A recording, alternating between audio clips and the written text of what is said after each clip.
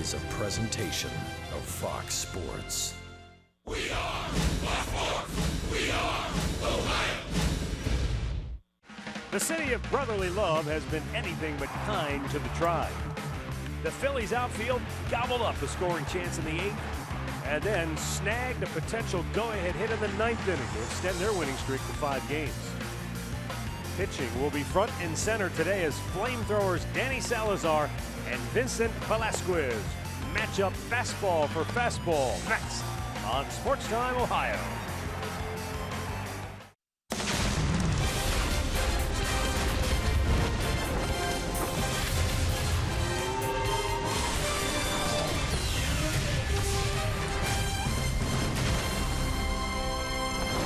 Another chilly, rainy day here in Philadelphia, but it looks like we're ready for baseball as the Indians try to get out of town and avoid being swept at the hands of the National League's Phillies.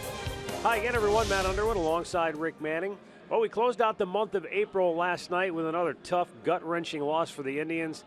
And Rick, this team wanted to get off to a good start. It looked like they were poised to have a good April, but it really fizzled in a hurry. Well, it's been better than it was last year. And you can see 10 and 11, but 10 of those games have been one-run ball games. And, you know, you look at the batting average, you look at the runners in scoring position. They had opportunities to win many more games than what they did. The bullpen's been a little shaky, but if they can turn it around with a couple of key hits here or there and a few saves here or there. That team batting average, by the way, at .248 doesn't seem all that great, but that's 6th best in the American League. In the 5 straight one-run games the Indians have been involved in, they've lost 4 of those 5. Let's take a look at today's pitching matchup. 2 absolute fireballers going head-to-head. Well, the right-handers are going to see a lot of fastballs today to mix with some sliders and some changeups. Very good pitchers, both power pitchers and both strikeout pitchers.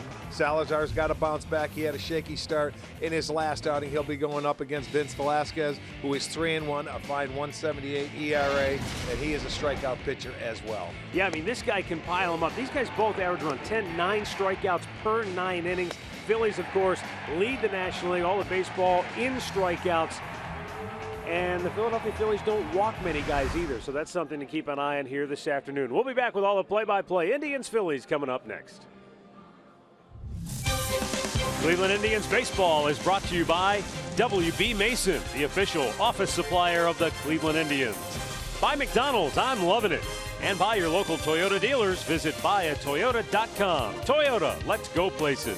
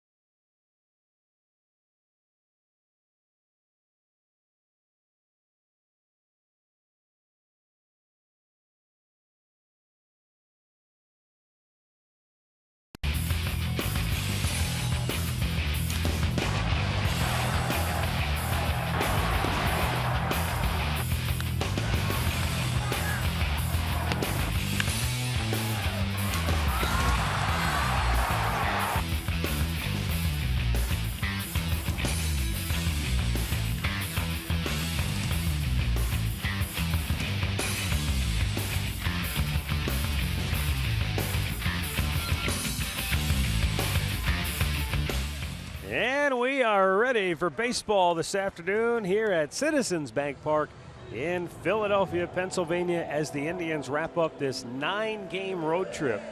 A road trip that saw them sweep the Tigers in Detroit. Then they went to Minnesota, lost the first 2 to the Twins. They avoided the sweep by winning the series finale.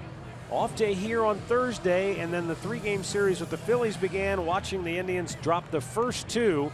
And now the same scenario plays here in Philadelphia. The Indians trying to win this game and avoid being swept at the hands of the Phils. Won't be easy, though. Philadelphia is a streaking club. They've won 5 in a row, 8 out of their last 9, and are currently 14-10. The Indians have dropped 4 out of 5 and fallen a game below 500 at 10-11. And we say happy May Day to our Andre Knott. Oh, thank you very much, Matt. 6 of the 8 games on this road trip, if you talked about, have been one-run ball games. And for Terry Francona, he's seen a lot as a manager in the big leagues, but this week has been different than others. Here's today's Hear Right sounds of the game. Well, I don't think they're ever going to quit playing. I mean, we've played a number of games that are just like this every night. Just, you know, they made, you know, that kid made a nice play in right field. That's, give him some credit. That was a nice play because the kid leaned all over that ball. And sometimes when you're snake bitten, that's the way things go. You hit a ball hard, you hit it right at somebody, or somebody makes a great play against you. We talk about it a lot. They've been in every single game. And the opportunity, when you win them, you don't think about little things and everything's magnified. When you lose them, you really have to soul search and see every little thing you could have done better. They had the opportunities. They need a few breaks to go their way. So now they're going to have to make them today and win this last game, and we'll head home. And it will not be easy because they've got a tough customer on the hill here this afternoon. Here's the Indian starting lineup brought to you by Progressive. For Terry Francona today, it will be Jose Ramirez, Jason Kipnis, and Francisco Lindor. Carlos Santana, Yan Gomes, and Tyler Naquin, who's had a good series with a triple and a run scored. Rajai Davis, Lonnie Chisenhall, and the pitcher, Danny Salazar. And Vincent Velasquez on the hill for Philadelphia. And his first pitch is a fastball up and away for ball 1. They say it's 51 degrees, but I'm not buying it. Down low, 2 balls and no strikes. Velasquez has only walked 6 in his 25 1/3 innings so far this year against 33 strikeouts. And he's 3-0 to Ramirez to start the game.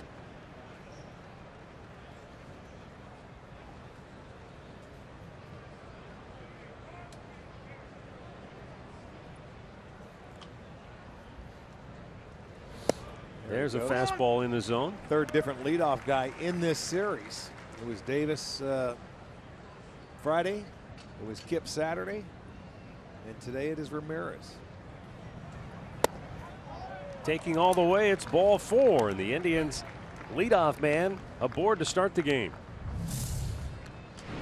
Let's check out Vince Velasquez's numbers, our Northern Ohio Hyundai starting pitcher. His 4 starts, he's 3-1, a nice 1.78 ERA, just 25 1/3 innings. Just walked his 7th batter. He allowed 2 home runs, but he, like Danny Salazar, they don't give up many hits. Just a 174 opponent batting average. Came over from the Houston Astros with Mark Appel, Brett Oberhoser. When they gave up Ken Giles was the big one in that deal, who was the closer for Philadelphia last year.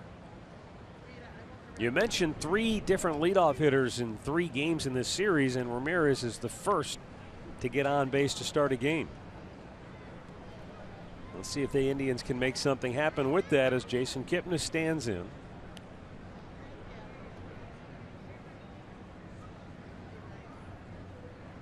Another throw to first, driving Ramirez back.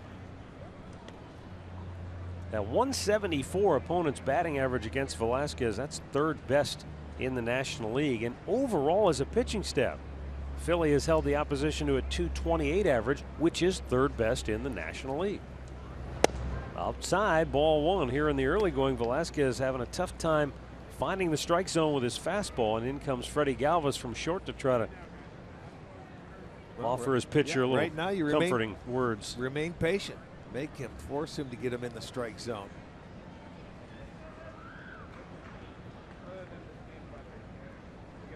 talk about getting starters early. If they get an opportunity, he's going to give you a couple runners. Try to take advantage. And that one's down low. Sometimes with power pitchers, you know, we've seen this with Danny Salazar, where you just can't seem to find that arm slot or find that strike zone. And then once they find it, they can fill it up in a hurry. Yeah, if and when they find it. The 2-0, taking all the way, it looked like, in for a strike. And it's 2-1.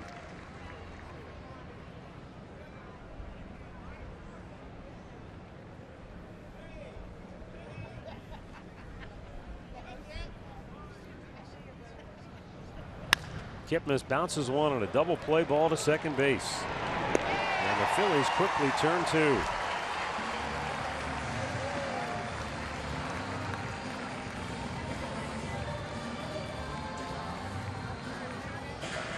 Let's check out that Philly defense behind Velasquez this afternoon. It's going to be Ruff in left, Herrera in center.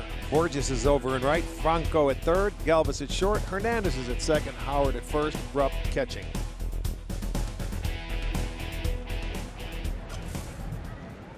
Up comes Francisco Lindor. Lindor 3 for 9 in the series. And looks at a strike.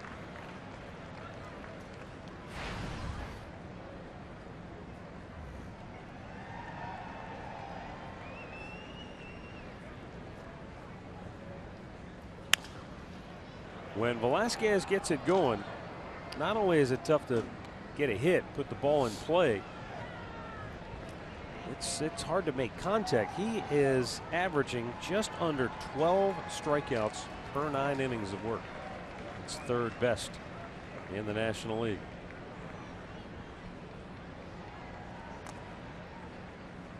And the 0-2 breaking ball in the dirt. Well, 3 starts ago against the Padres, he had a complete game, 9 innings, allowed 3 hits, did not walk anybody, and had 16 strikeouts in that game. So you talk about being locked in.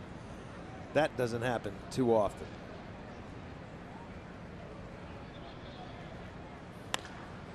Lindor pops one up foul, and that'll find the seats. Well, the Astros paid a heavy price to get a closer, because they gave up this arm, Velasquez, who obviously has a chance to be very special. Brett Oberholzer's a solid pitcher. He's being used out of the bullpen. Yeah. Mark Appel, I guess the jury's still out there. I mean, he's a former #1 pick. You would think he's got some upside and some promise. But the guy they traded for, Giles, he's not even closing for him anymore. He started out, at least the last time I looked, he wasn't. A 1-2, fouled right back. And not to mention the Astros have lost 8 out of 10, and they are currently in last place in the AL West with a record of 7-17. The crew chief Larry Vanover will call the balls and strikes today. Alfonso Marquez, Chris Guccione, and David Rackley on the bases.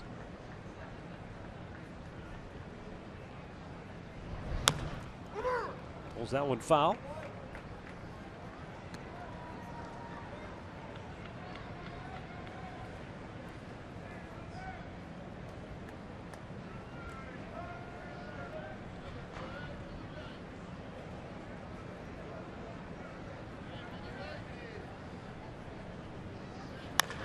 Big chopper in the hole, and Lindor has a base hit. So Francisco, with his 4th hit in the series, keeps the inning alive with 2 down. Keys to the game are brought to you by Wayside Furniture. Score off the starter, because this Phillies bullpen has gone 18 scoreless innings, which is the longest streak in baseball this year. And for Danny Salazar, command of the secondary pitches will be important. Carlos Santana and Larry Vanover looking into the Indians dugout. Not sure what that was about, but Vanover was in discussion with Terry Francona about something.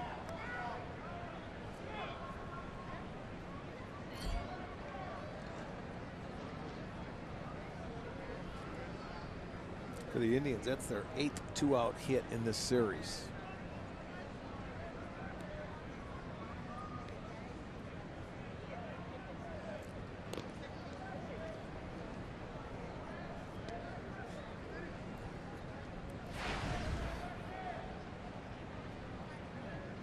Santana 0 for 3 in the series with a walk. Mike Sarbaugh grew up not far from here and crossed the line in Jersey.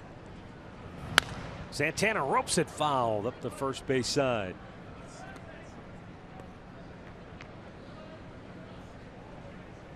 Mike Napoli getting his second day off in a row. Santana's had a good trip, and that started with Terry Francona putting him in the leadoff spot in Detroit when the Indians visited Comerica Park. He homered off Justin Verlander.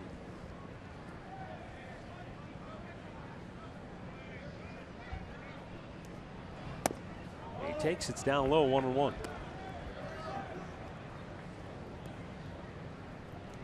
I mean, the Indians, there's Roberto Perez, by the way, who's oh no, that's not Roberto, that's the new Hunter, bullpen arm, Tommy Hunter. Made his debut last night. Welcome to the team, huh? Terry Francona, you know, he's toyed with the Indians lineup since he's become manager, moving people around, but I don't know that we've ever seen more drastic changes to the lineup than we've seen on this particular road trip. Well, it started, you're right, with Santana leading off. That was the first strange one we started in Detroit, but now we're ending in a National League town where the pitcher has to hit. And we've used 3 different leadoff guys, and you know, guys getting days off, so it is different.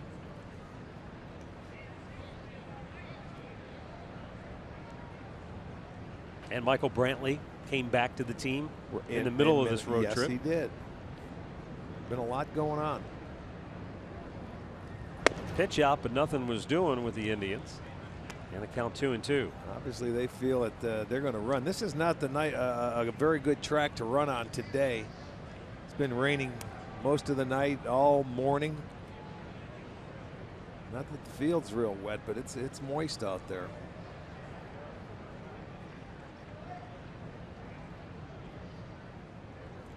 Lindor's running on the 2-2 pitch, and that's lifted in the air, foul. Franco near the railing, but can't get to it. And Santana will get to see at least another pitch.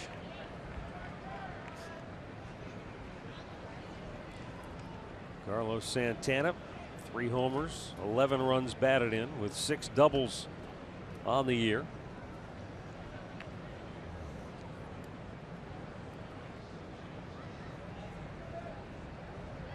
Freddie Galvis stays on the left side of the infield, the shortstop. The third baseman, Franco, is actually over where the second baseman would normally stand, and the second baseman, Hernandez, is out there in the right field grass. 2-2. This time Lindor not running, and the pitch is low, full count. It's been a long grind of an inning for Vince Velasquez, and he caught a break when the Indians hit into a double play after he walked the leadoff man. We'll see if they can keep the pressure on him here in this first inning.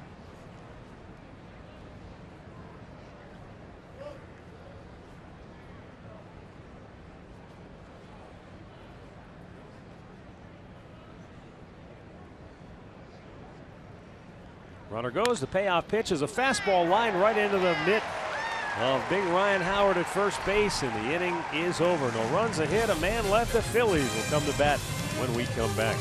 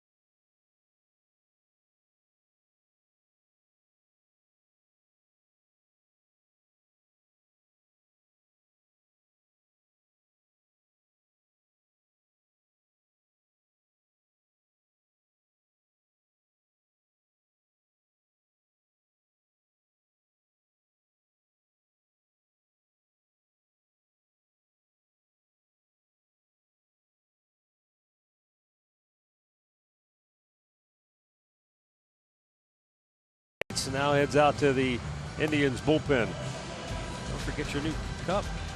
Here's the starting lineup for the Phillies under manager Pete Mackanin.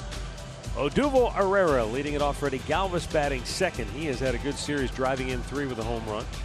Maikel Franco bats third. Then it's Ryan Howard, Cameron Rupp, and Darren Ruff.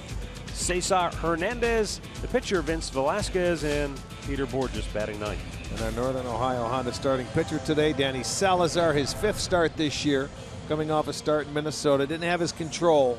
He ended up walking 4. He had 3 strikeouts, only went 4 2/3. Allowed 3 hits for his 3rd consecutive game and the 3 runs. So he's looking for his first win in interleague play, going 0-4 in 7 career appearances. Odubel Herrera to lead it off and takes a fastball in there for strike 1.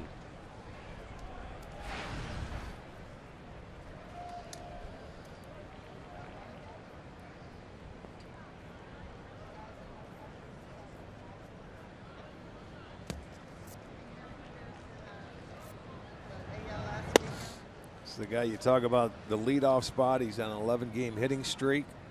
He's reached base 21 consecutive games and has scored a run in 7 consecutive games. So he's been one of the culprits when you talk about that pitcher hitting 8th for this team. I think it's really this guy in that leadoff spot. Pitch is up and away. And Salazar falls behind the leadoff man Herrera 2-1. Danny didn't have his off-speed pitches last start in Minnesota. He was searching for him and ended up having to go just strictly with a fastball for the most part.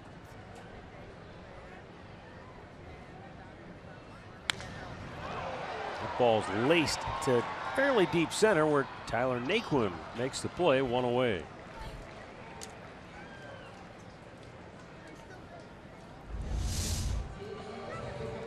Well, he hit it hard. The ball's not carrying today. Again, it's a cool day, damp. He flips a bat no matter where he hits the ball. That's just part of the routine. I'm going to have to watch him, and well, we won't get a chance to see him in batting practice anymore. Wonder if he does it after every swing in BP. Have to go pick up his bat a lot if he Yeah, did. just keep a dozen in there. Freddie Galvis takes a strike.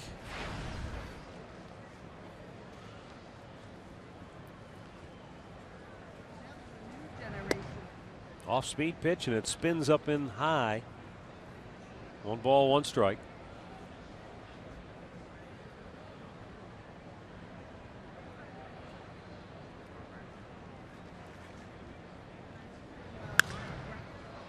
Out of play down the left side. The Chicago White Sox lead the American League Central Division with a record of 17-8. They have put up 3 runs on Ubaldo Jimenez, a solo homer by Brett Lawrie, a RBI knock by Jose Abreu. And that's probably all Chris Sale needs, the way he's been throwing this year. This National League East is a division on fire right now. Washington, that leads the way, has won consecutive games. The Mets have won 8 straight. The Phillies 5 in a row, and Miami, a couple of games behind them, they've won 7 straight. And then there's poor little old Atlanta bringing up the rear, and in all of baseball for that matter, with a record of 5-18. And they have to play perhaps a man short today in Chicago. And a roster snafu.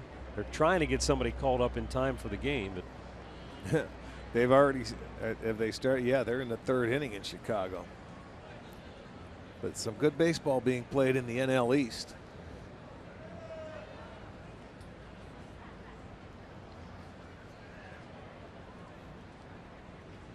Salazar with a 1-2 to Galvis, and another foul back out of play.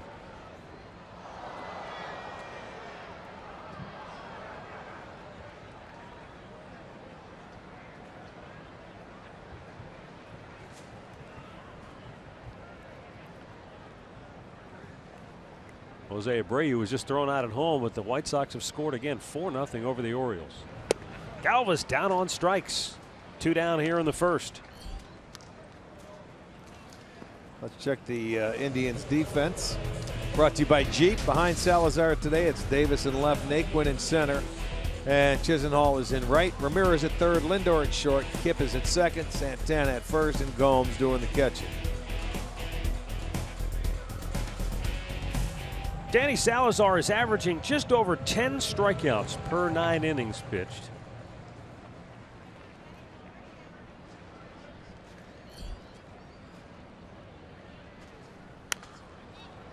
Now back out of play. But where Danny has really excelled here in the early part of the season, a month in, is he has held the opposition to a 139 batting average, which is #1 in all of baseball.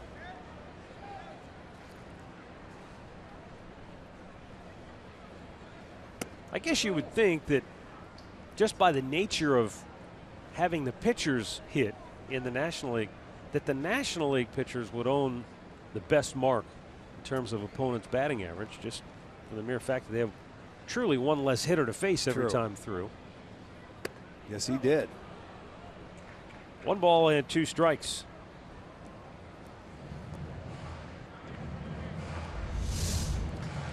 Once you get up and you start, you see he has a lot of movement. He couldn't stop the bat. He didn't want to swing. That ball kept bearing inside on him.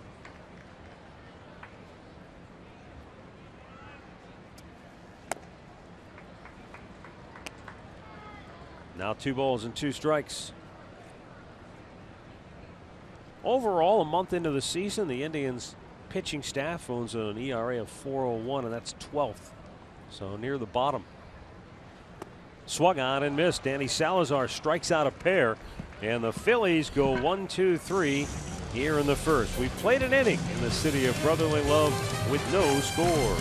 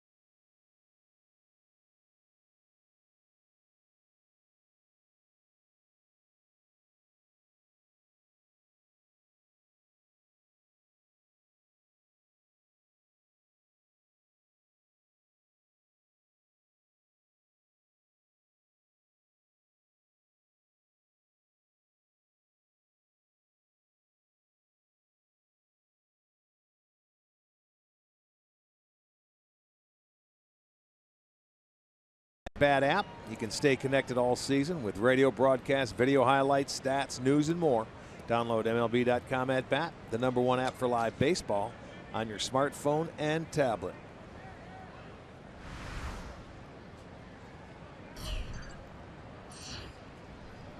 Yan Gomes leading off, pops the first pitch up. The first baseman, Ryan Howard, makes the play 1 away.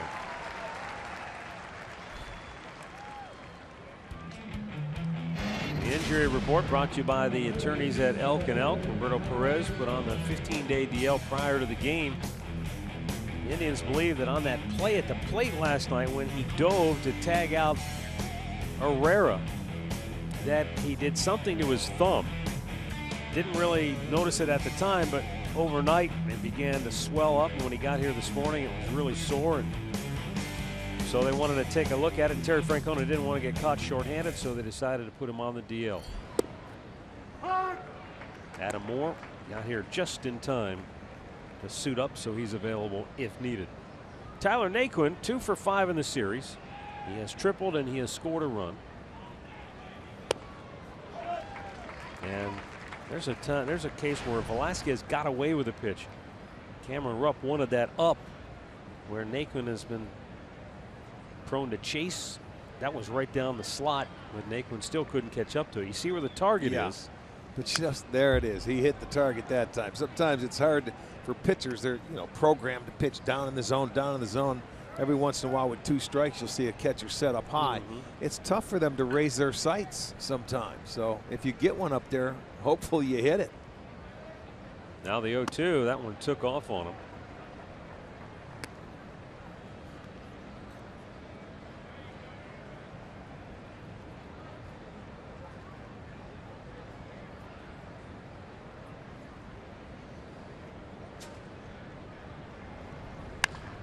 Curveball hit up the middle. Tracked down by Galvis from the outfield grass. He won't be able to throw out the speedy Naquin, and Tyler's got a 1-out single. This was the play in case you missed it last night. Perez on a ball that didn't get away from him that far, but Odubel Herrera tried to score from third. Perez got him out, but it was the right thumb, and they believe he might have injured it on that play. Didn't notice it at the time. Obviously, he was high-fiving people. He was pumped up. Yeah, that was a big play at the time of the game. But he might have stoved it. It looks like he's holding it deep in his fist as he was running off. So he might have felt a little something there, and it just kind of got worse as the night wore on.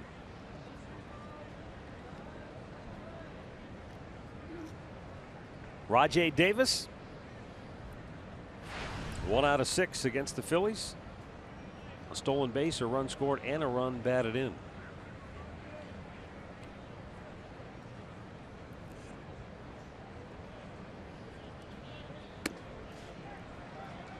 It's not really raining here in Philadelphia, but there is still a fine mist falling. So not only is it damp, but the playing surface is still soaking up a lot of moisture from the air.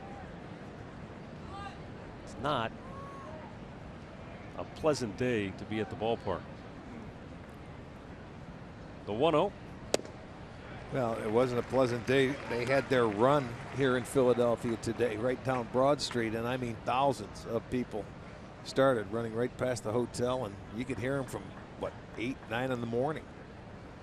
Yeah, the race concluded right down here near the ballpark.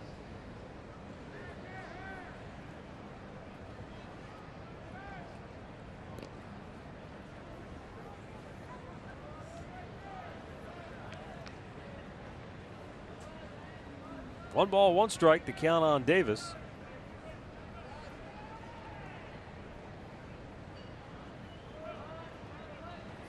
And a foul right back.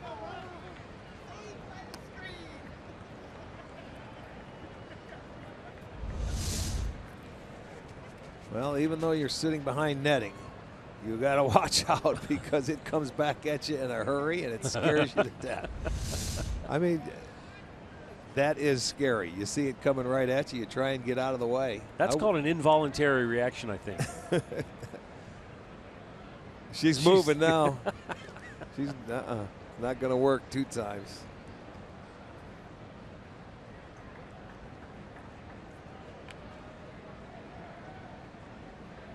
She said, "I'm not going to get me. I'm going to bob and weave like Rocky Balboa." Here's the 1-2, and Davis pops it up back and into the seats.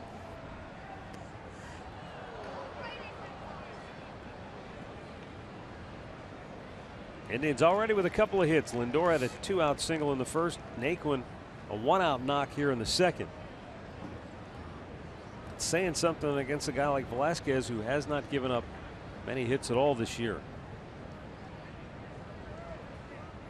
But stringing them together to try to produce a rally is a whole different story. Well, you're getting down to the bottom part of the lineup, and after Chisenhall comes the pitcher, so you would like to try and make something happen here if you could. Instead, Davis chases one out of the strike zone, 2 down. First strikeout for Velasquez. And this is the pitch that if you're a hitter, you want to lay off of from Velasquez, because it's above the belt, tough to catch up to. And boy, if you're lucky, you'll foul it off and stay alive. But a lot of times you come up empty. We've seen a lot of Indians swinging at that pitch throughout the course of this road trip, the high fastball, which you really want to try and lay off. Looks good, tough to hit.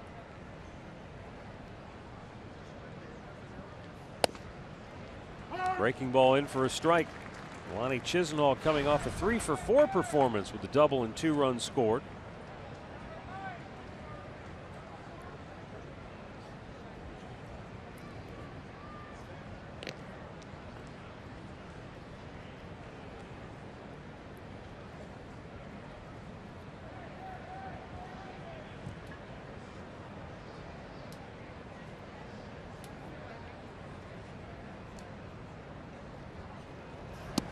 Down and in. 1 ball, 1 strike. White Sox now lead the Orioles 6-0 in the 5th in Baltimore. Twins over the Tigers 2-1. They're in the 3rd at Target Field. Royals finishing up their West Coast swing later on in Seattle. And Kansas City's having a rough go of it. They've lost 5 in a row. Pitch is outside. 2 balls and a strike. 2 down here in the 2nd.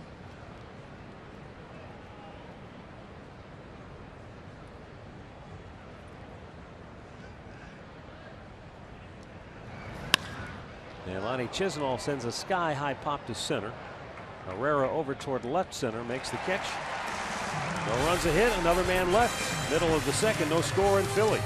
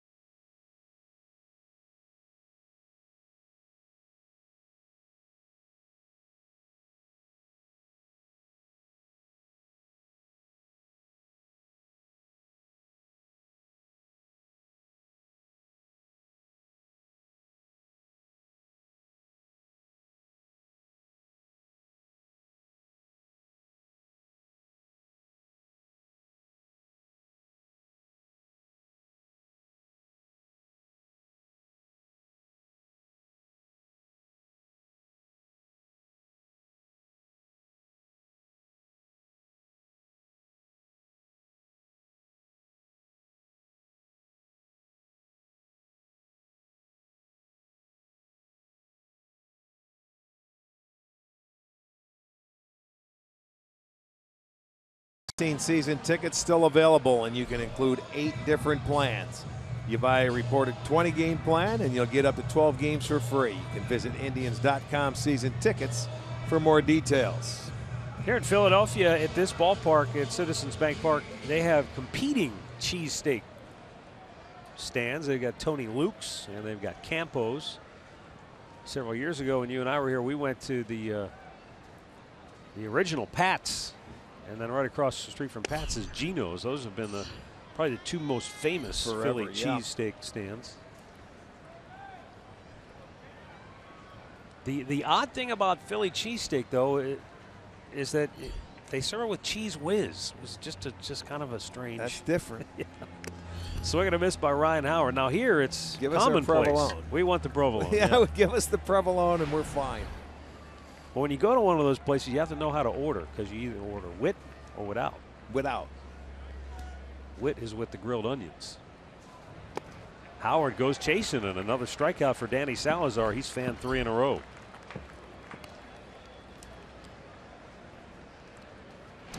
Here are our Quicken Loans rocket arms, and Danny Salazar averaging just over 10 strikeouts per 9 innings. Vince Velasquez averaging almost 12. But so far it's Danny with 3 strikeouts in the first 4 batters he faced. And Velasquez has struck out just 1 in the first 8 that he has seen. Now Cameron Rupp, the Phillies catcher.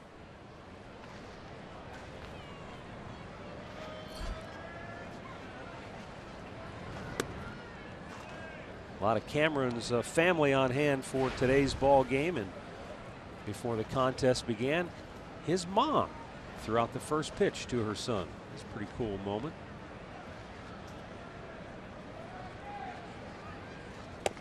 Breaking ball in there for a strike. There's a nice slider. Cameron's dad pitched 3 years in the Montreal Expos minor league system back in the late 1970s. Way back in the late 1970s. No, I'm thinking that doesn't really. Would that be right? Yeah. Yeah, 77, 78, Yeah. 79. So I didn't face him because he was a National League guy.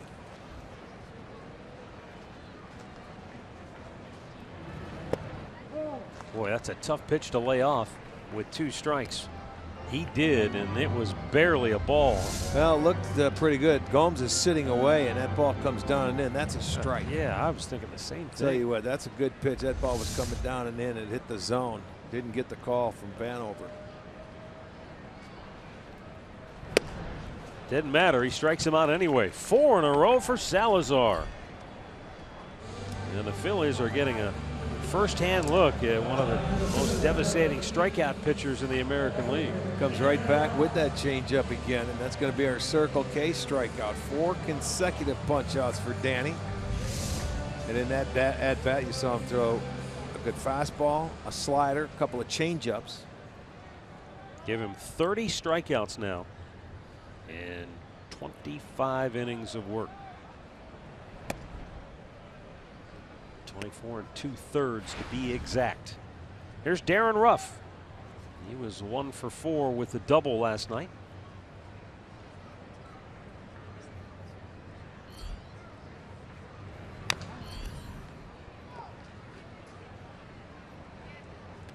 One ball, 1 strike.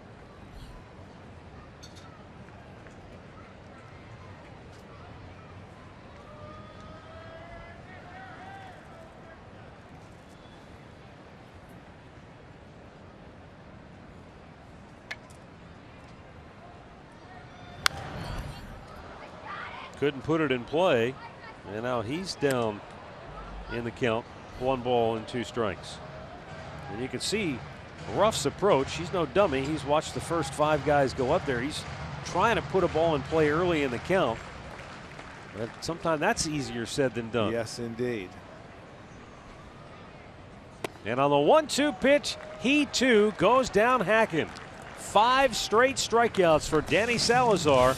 And we are scoreless through 2 in Philadelphia.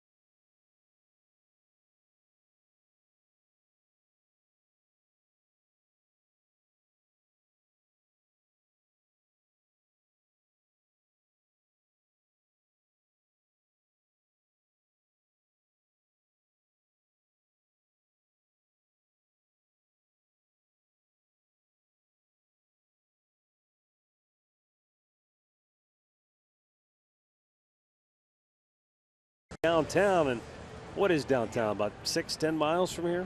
It's about right. Yeah, it's about 10. It's good talking to you. Here's Danny Salazar leading off. Indians pitcher. And he looks at a ball outside. Salazar looking for his first hit in interleague play. He's 0 for 9 in his career at the dish. Pops this one up, and Ryan Howard's got himself another can of corn. One away.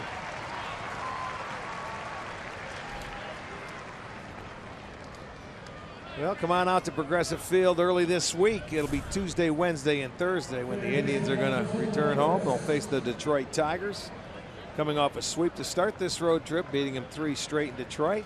Going to try and do the same thing back in Progressive Field. You can go to Indians.com and get your tickets. I think we have pretty much the same pitching matchups that we had when we were in Detroit. Verlander. Sanchez is going the second game. They were going to pitch Green, but he was put on the DL yesterday.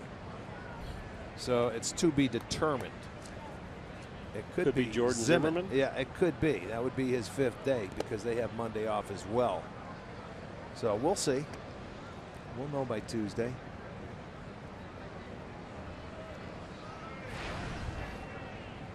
Jose Ramirez walked his only time up.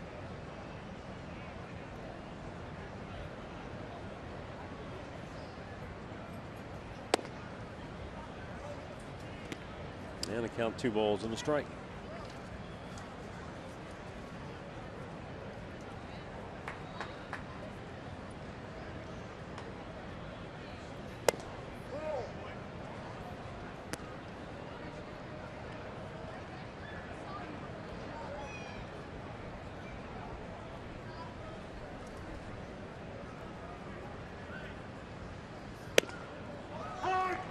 Belt high strike, full count.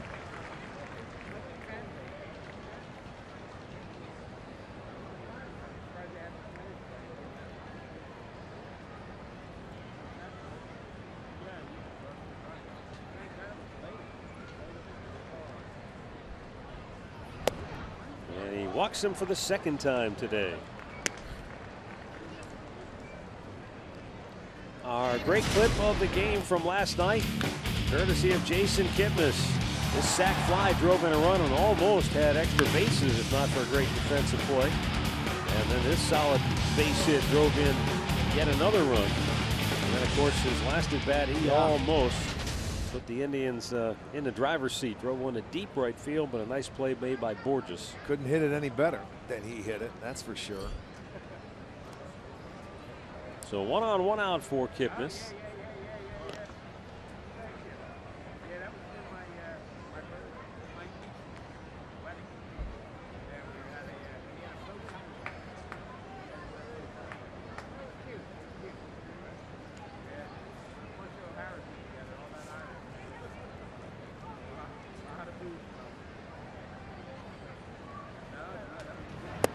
It might have. Take a look at the at bat that ended the Kipnis's night. And the Indians fell just short.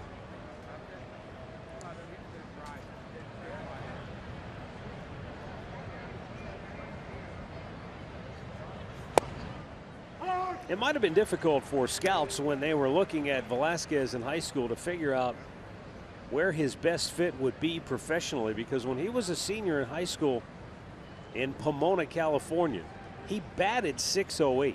.608. He had 29 RBIs in 80 at bats, scored 44 runs. He had 14 doubles, 5 triples, couple of home runs, and he stole 18 bases while only being caught twice. But on the mound, he was 6-1 with a 1.89 ERA and punched out 52 in 49 innings. Not a bad overall game right there. They probably figured, well, we'll draft him. We'll figure out what to do with him later. I think it's worked out well, though, for Philadelphia now. He was the 58th overall pick in the draft. That was back in 2010. Good fastball, caught the outside corner and runs the count full.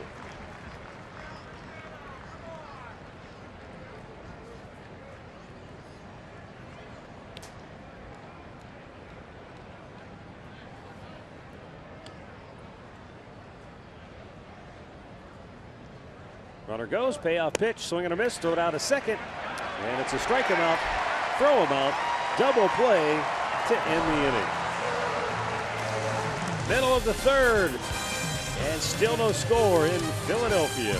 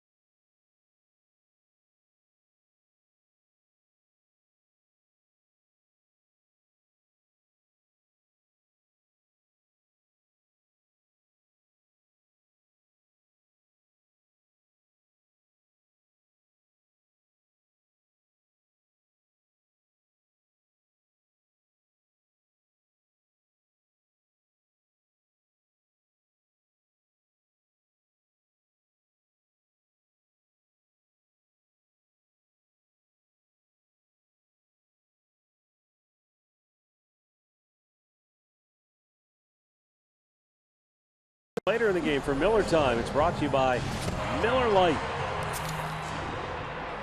Bottom of the third here in Philadelphia, and Cesar Hernandez will lead it off. 6 up, 6 down for Danny Salazar. The last 5 all via the strikeout. Hernandez hitless in the series and takes outside, ball 1.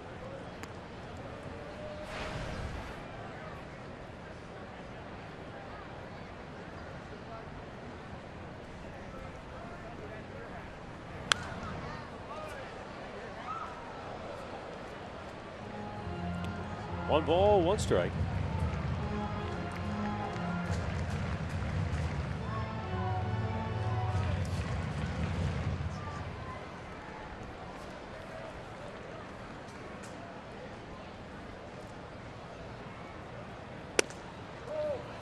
Cesar Hernandez made his major league debut just 6 days after his 23rd birthday.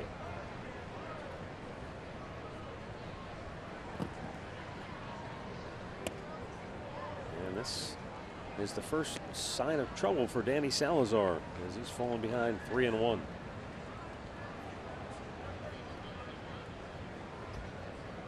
The rain or the mist has picked up a little bit in intensity here in the bottom half of the third. Ball fouled right back off the body of Yan Gomes in a full count. Well, I'd like to send along a happy birthday wish to Rose Smith from Amherst. Big Tribe fan. Rose, happy birthday to you.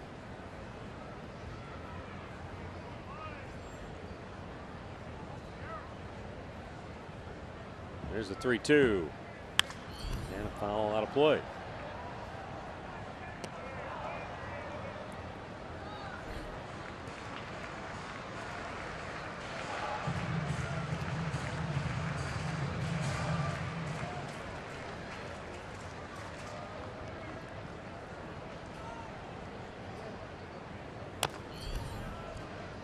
Emergency swing to stay alive. Barely got a piece of that, didn't That's he? all. Yeah, that's all you have to do as a hitter. Just He almost picked that out of the glove of Gomes.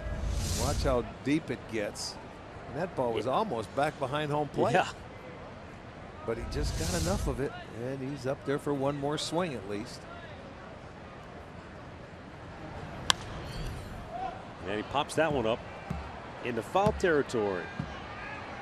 And Jose Ramirez hangs on one away.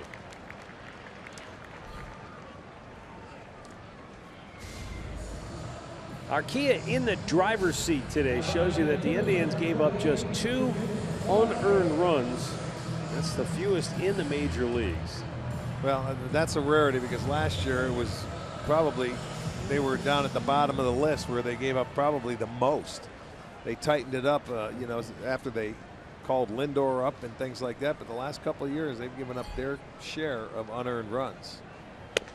Well, the infield defense has definitely improved greatly. Right. And the outfield has kind of been makeshift, and with They've got Brantley out of the lineup. They've got to tighten that up because you have a lot of different guys playing a lot of different positions out there. That's the thing. Now they have so many different outfielders who's going to play on a daily basis. And when Michael is back, even though he has the day off, he's manning left field. And Davis, they've done a nice job filling in when Michael's been out. When you have Davis out there, Ramirez has played out there. And then now Naquin's starting to play most of the time in center. And now you're going to have Burden right, Chisenhall, and you know they may have too many outfielders. Well, once Michael Brantley really gets going, he's not going to be out of the lineup very often. So Davis is going to have to maybe spell Naquin every now and again in center and maybe play some right.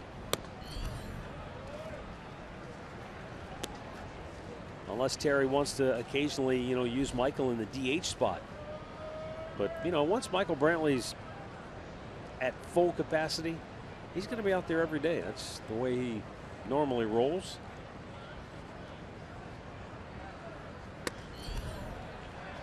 Another full count. And this is not a guy you want to be throwing a full count up to. No, this is where you really want to get some outs on 3 pitches or less. That'll keep you in the game a lot longer. It seems like the first 2 innings he was free and easy, and now it seems like, you know, maybe he's getting a little quicker with the delivery. Oh my. You give the opposing pitcher the benefit of the doubt on that call. Velasquez draws a walk. He was 1 for 8 with 6 strikeouts coming into this at bat. And that's a pretty good pitch to be calling at ball 4. Yeah. No rhyme or reason.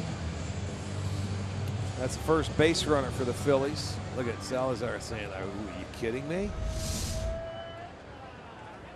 So 1 on, 1 out for Peter Borges.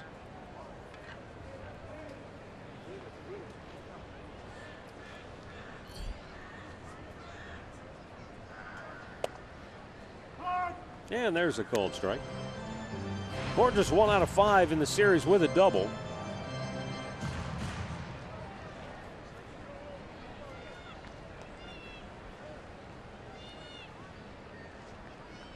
The pitcher Velasquez donning the jacket at first base.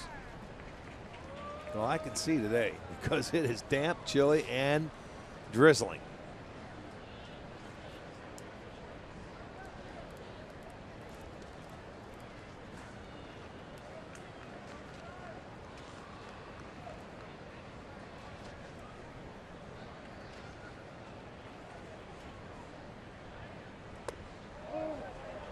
That was a check swing. 2-1. Well, again, those pitches down in the zone, we'll see umpires, and I've noticed it this year where it seems like they're not calling as many low strikes as they used to. It just seems like that to me. Seen different crews in different games where it just happens. Popped up, back out of play.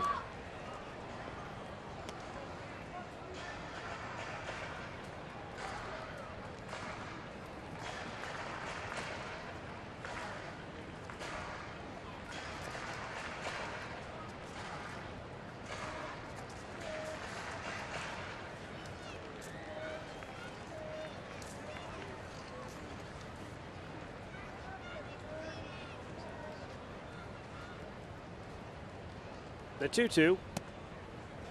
And it's low, full count. Another full count. 3 straight.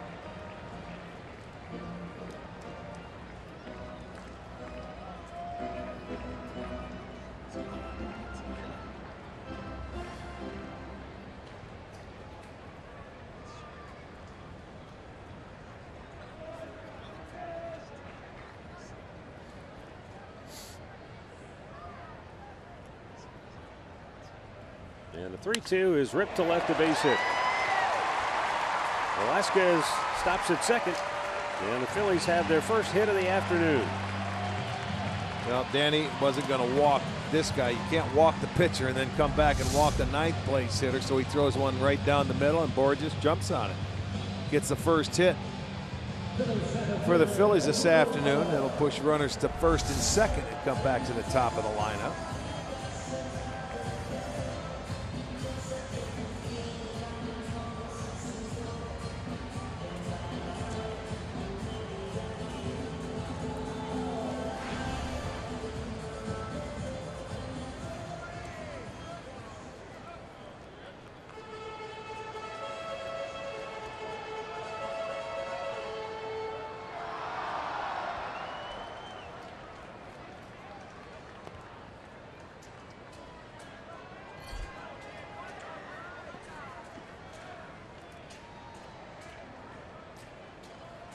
Two on, one out for Odubel Herrera, who flied to center his only time up. And that fastball took off 1-0.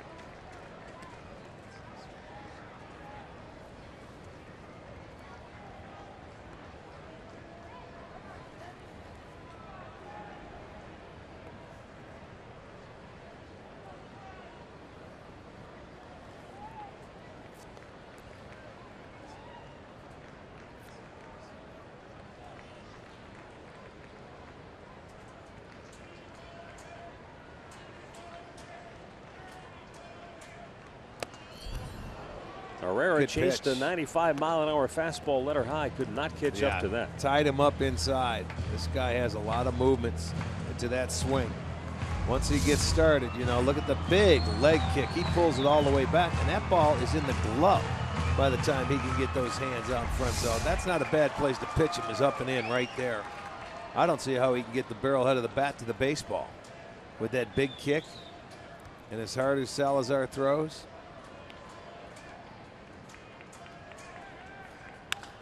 Change up to left field. He speed up his bat. Davis over near the line makes the catch, and there are two down.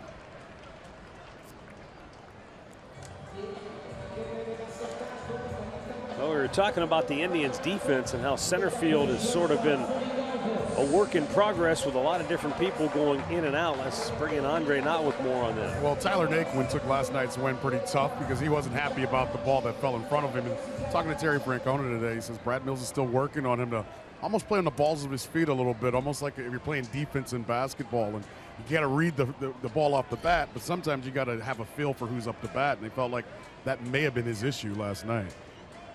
And here's Freddie Galvis. Back out of play. Well, it's all part of playing, you know, knowing the hitters at the major league level. It takes some time.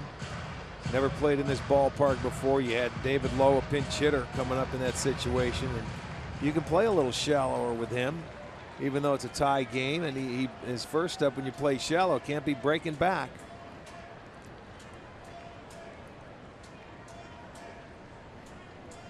It's all part of the learning process up here at the major league level.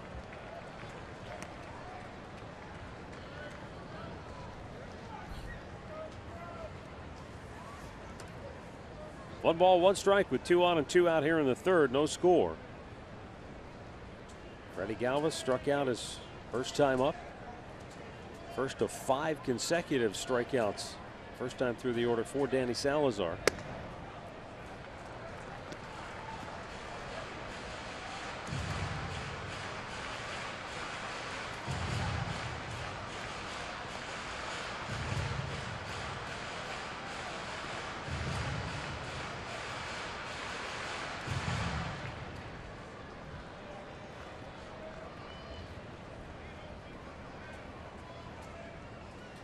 First time through the order. Phillies were just 1 for 8 against Danny. A line drive base hit into center field. So the 2-out RBI single will give Philadelphia the 1-0 lead here in the third as Galvis delivers his 11th RBI on the year, and that's his 4th driven in the series. So that walk to the pitcher certainly comes back and hurts Salazar with a 2-out base hit. Throws that fastball middle of the plate. Galvis reacts, puts a short swing on it, gets the base hit, and Phillies strike first. His 11th RBI, and the inning's still going.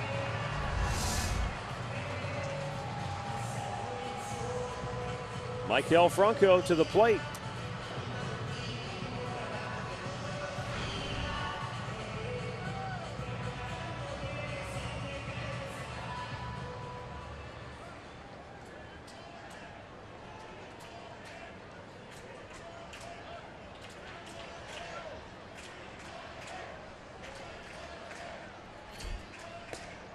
And a good off-speed pitch, drops in for a strike.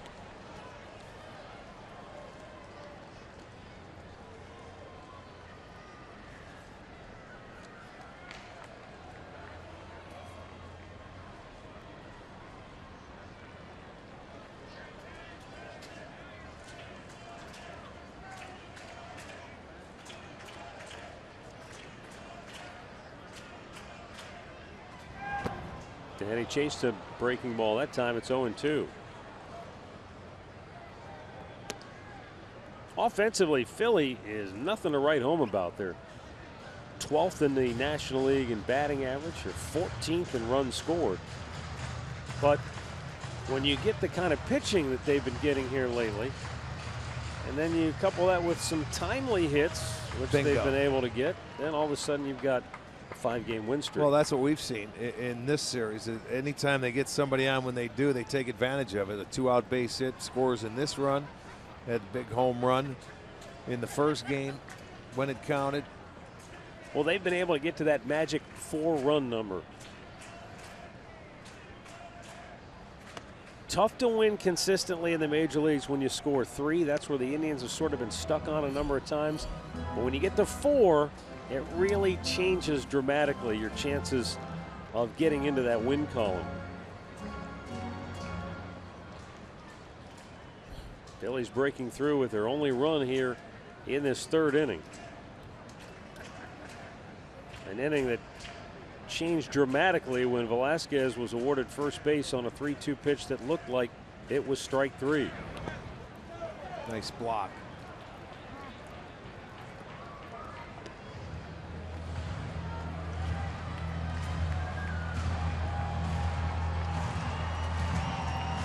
Ryan Howard lurking on deck. Will he get a chance to bat with 2 outs? You better hope not, because if he does, there's a chance the bases would be loaded. If this ends up being a situation where Franco earns a walk.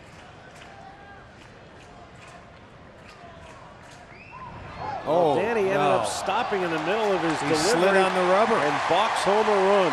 It looks like that foot slipped off the rubber. He couldn't throw the baseball, and it'll be a balk, and a run will score.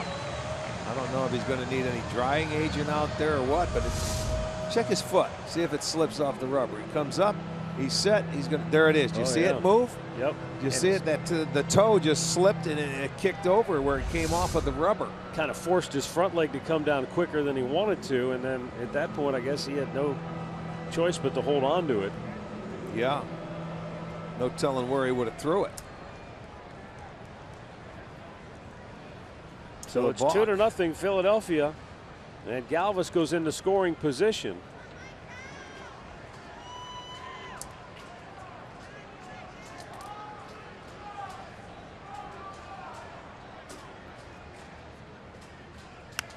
And that slider's popped back into the crowd.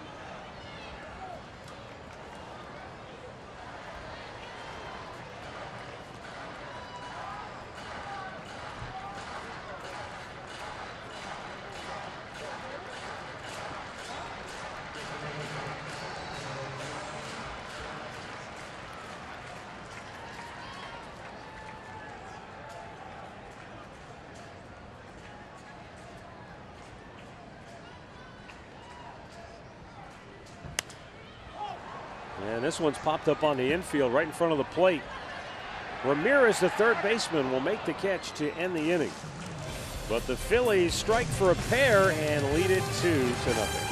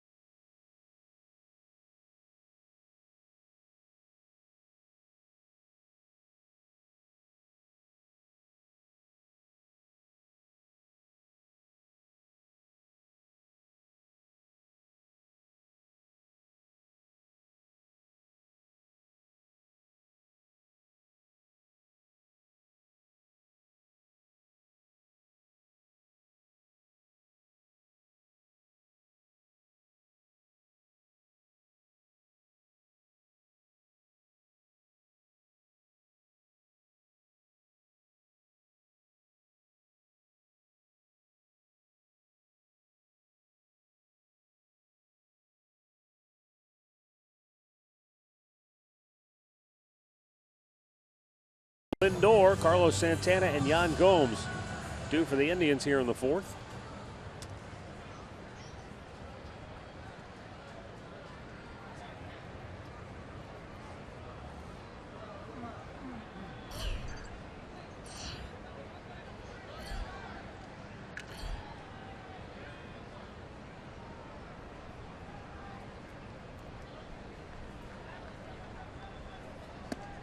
And that pitch up high, ball one. Lindor, a 2-out single in the first inning, giving him 4 hits in the weekend.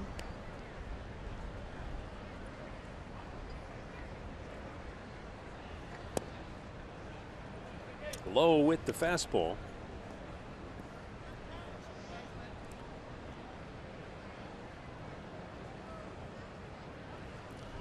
We're talking about the haze and the clouds moving around. Try and find downtown now. You can't see it. Gone. He gone. It is. It's long gone. We just showed you that about an inning or two ago, and you were able to see the buildings. And a pitch just above the belt, called a strike.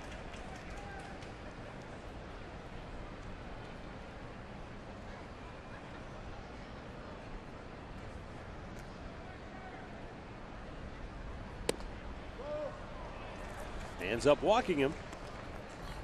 So for the second time today, the Indians get their leadoff man aboard. Here's an in-game update with Al Pawlowski.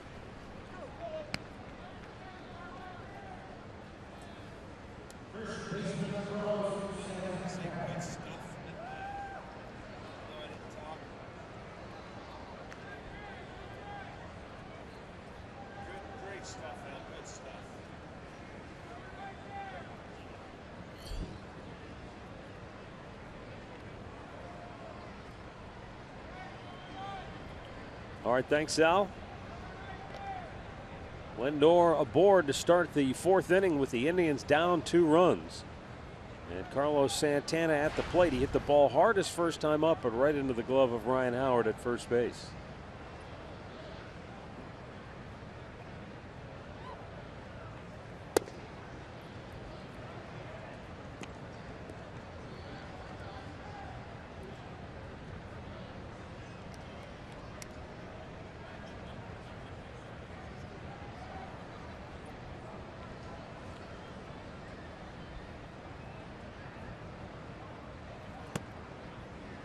Down low, 2-0, and out goes Cameron Rupp.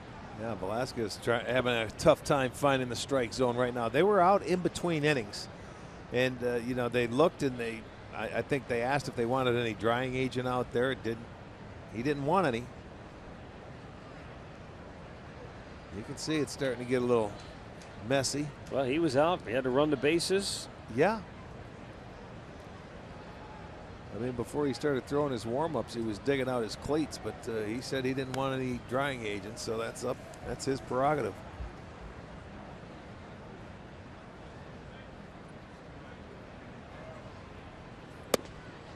I mean, you can say, well, Velasquez is a National League guy. He's used to this, but that's only the second time he's been on base when he's been hitting this year.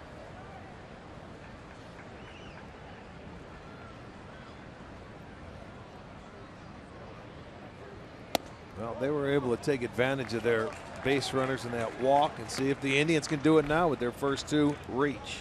Well, this is one of those days, Rick, where I understand that, you know, the Indians are not coming back to Philadelphia and there's a real desire to get this game in. But this is way less than ideal conditions to play a game in. I mean, it hasn't stopped precipitating. Now, surely it's not pouring down rain. This can't be a whole lot of fun out there. Well, here comes the umpire. He's going to go out there. Well, maybe just to get McClure off the mound. Yeah, he's out of time. You know, what is it? You know, here comes the drying agent now.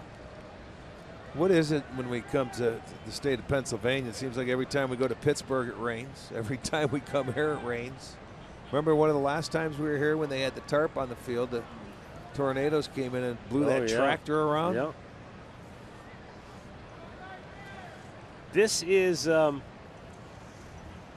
don't want to say it's a problem because it's the nature of baseball in general, but, you know, when you have these I mean, people talk about it in interleague play. Well, it's the same situation with teams you play outside of your own division. When you only play them one time in that city, right, there's nowhere to make up the game unless you completely throw everybody's travel schedules off, and you've got to try to find a mutual off day, such as going to be the case with Boston when they come to Cleveland later this summer. Yeah, exactly. There's 2010 when we were here. Look at that. I mean, that was unbelievable. And that thing, they had a tractor down there. And watch this. Here you go. Like a little Tinker toy. Yeah, it was. We ended up going to the airport, and there were trees down. It was a nasty storm. And people should be reminded that when that day began, it was bright blue, sunshiny day. And when that storm rolled in, it was like midnight. Yes, it was. Well, but you know what? I mean, a lot of teams are dealing with this. There was, the Cubs in Atlanta were rained out yesterday. We've already had 3 cancellations to this point. It's just been a tough April so far. And the month of May is not starting out much better.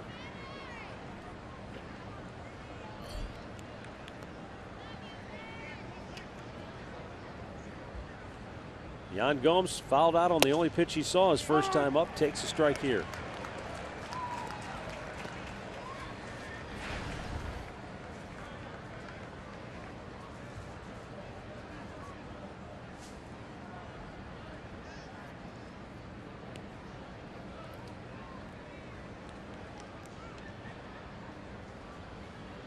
In the dirt, nice block by Rupp.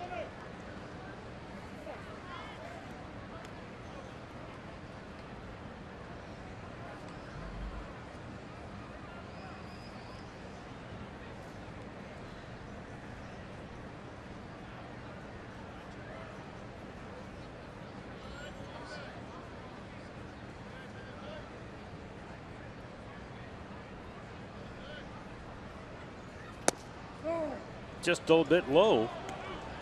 And I'll tell you, Velasquez is having a tough time here today. Well, but the Indians haven't made him pay. No, there's 4 walks already. And he started the game in 25 1/3 innings with 6 walks.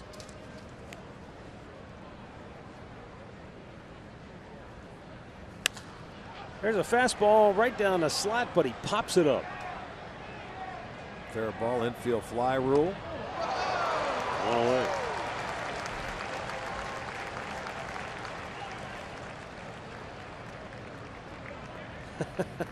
They're talking it over down there. Mission accomplished, though. Let's go down to Andre. I mean, this hasn't been a whole lot of fun for the hitters. I don't know if it's worse for the hitters or the pitchers when it gets like this. Well, it's a good question. And we had a couple national writers that were in town today talking with Terry Francona along with us. And they brought up weather and what it does to offense. And Terry, basically said, I'm never going to make excuses for my guys, but it's not easy to hit in this type of weather. He goes, a pitcher's moving the whole time. He's warm. He goes, but our guys really haven't been able to hit in cages. He goes, and you can look across the way. Philadelphia's had the same thing. So he says after about 100 at-bats, he hopes his team begins to hit a little bit better and the strikeouts go down.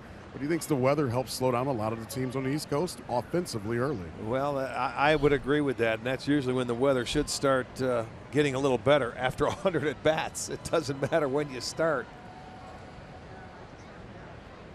Tyler Naquin, swing and a miss. Redbird told me something interesting. Our 2 warmest dates that we've had, not including inside, because we were down in Tampa for 3 games, but we're in Cleveland. We had a 63-degree day and a 60-degree day, and that was the 2 warmest days that we've had so far this whole year. Well, I don't believe we've seen 60 degrees on this road trip. We've had a couple of days where it's been in the upper 50s, and that was maybe generous. But we've seen we 40s. packed for like hunting season, and we were right. I didn't see your Elmer Fudd hat, though.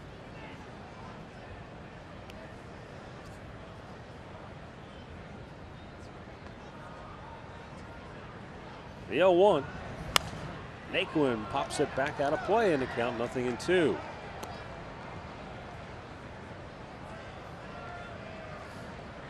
They claimed it was 58 last night. That would have been the warmest temperature on the road trip, but I don't know where they're getting some of these temperatures.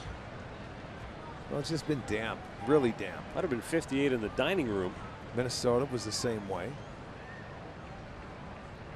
Minnesota was in the 40s. That was really cold there. There's a 2-strike pitch, not a Naquin. And he strikes him out. Boy, after back-to-back walks to start the inning, Velasquez gets some drying agent out there on the mound, and it's like he's a different guy. Well, let's see that high fastball. You see the target. He's hitting that one, and you get the swing and miss. That ball gets by him. So he gets 2 quick outs on the pop up, the strikeout. 1 more to go. We'll see if the Indians can get their 2-out base hit and get on the board.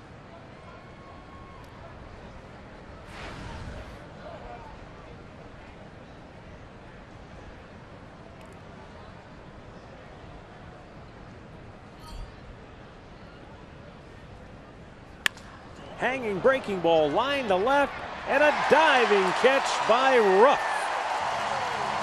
Velasquez loves it. The Indians strand a pair.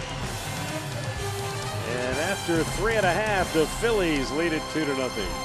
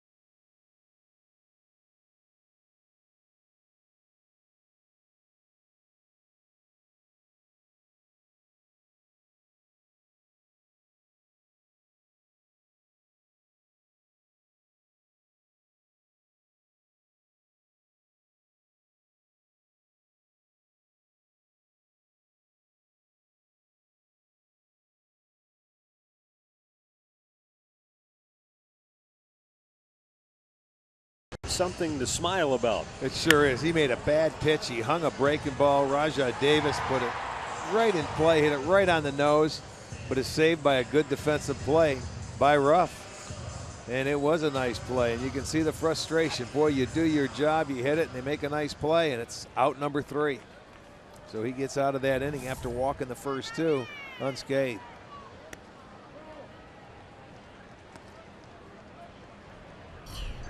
Each pitcher has given up 2 hits, but Salazar has been charged with 2 runs.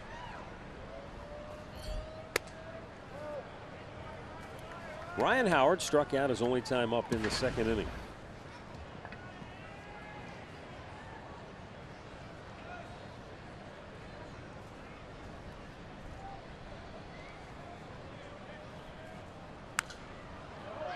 Lifted out of play to the left.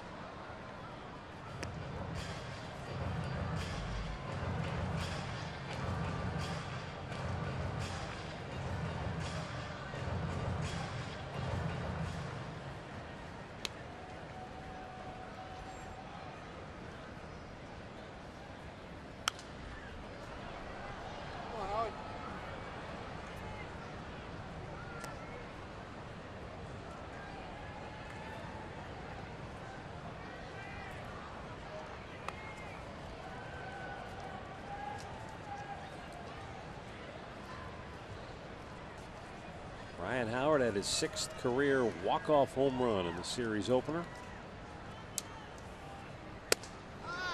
And Salazar throws it right by him upstairs with a heater. And that's his 6th strikeout of the afternoon.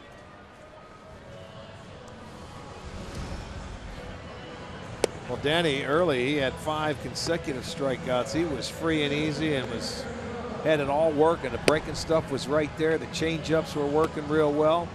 The breaking ball, and now he gets Howard on the fastball. Well, it was just a walk that got him out of whack a little bit last inning. See if he could stay free and easy and just get back into that groove again.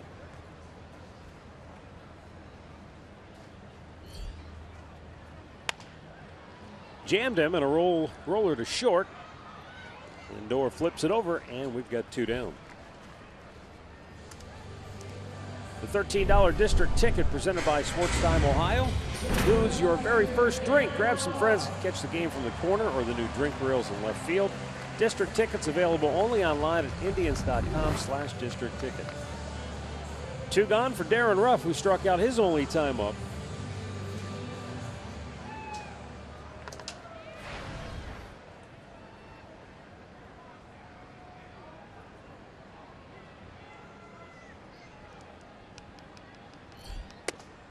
And a high fastball.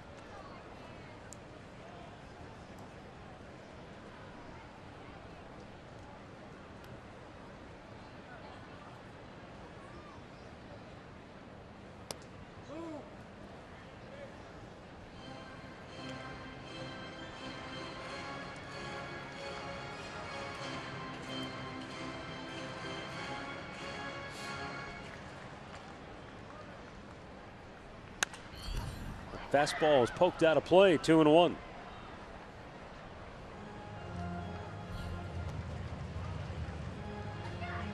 Came in there with a pretty good 95-mile-an-hour fastball that he couldn't catch up to, and that was with a 2-0 count as well.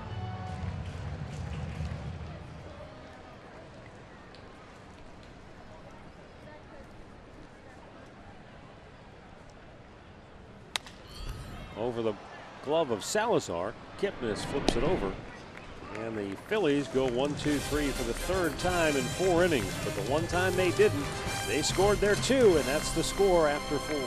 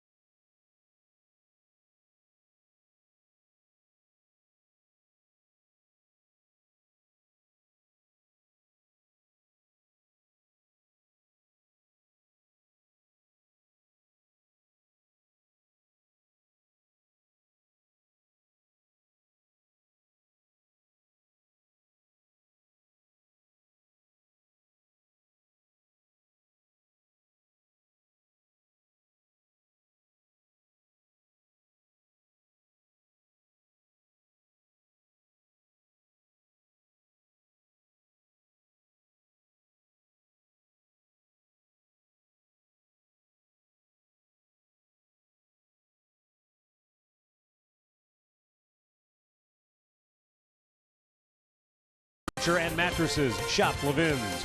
By your Northern Ohio Honda dealers. By the Cleveland Clinic, access anytime, anywhere. And by T-Mobile, get Major League coverage. T-Mobile has doubled its 4G LTE in the last year.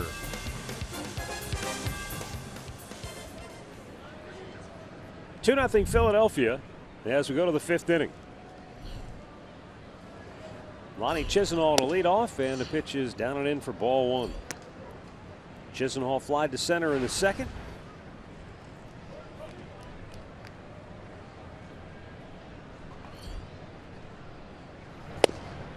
Indians had a hit in each of the first 2 innings. None since then. They've had 3 base runners, all via the walk. 4 issued in all today from the right-hander Vincent Velasquez.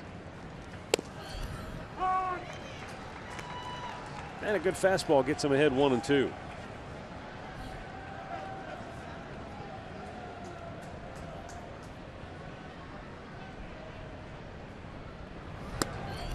Took off on him.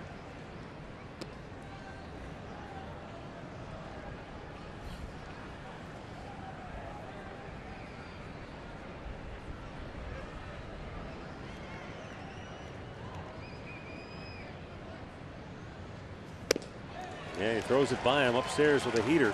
4th strikeout for the Phillies right-hander. 1 down here in the 5th. Well, you're going to see a high fastball running away. That's one he's not going to catch up to. Had to reach for it, probably out of the zone. But that'll be out number 1 here in the 5th. Danny Salazar looks at a strike.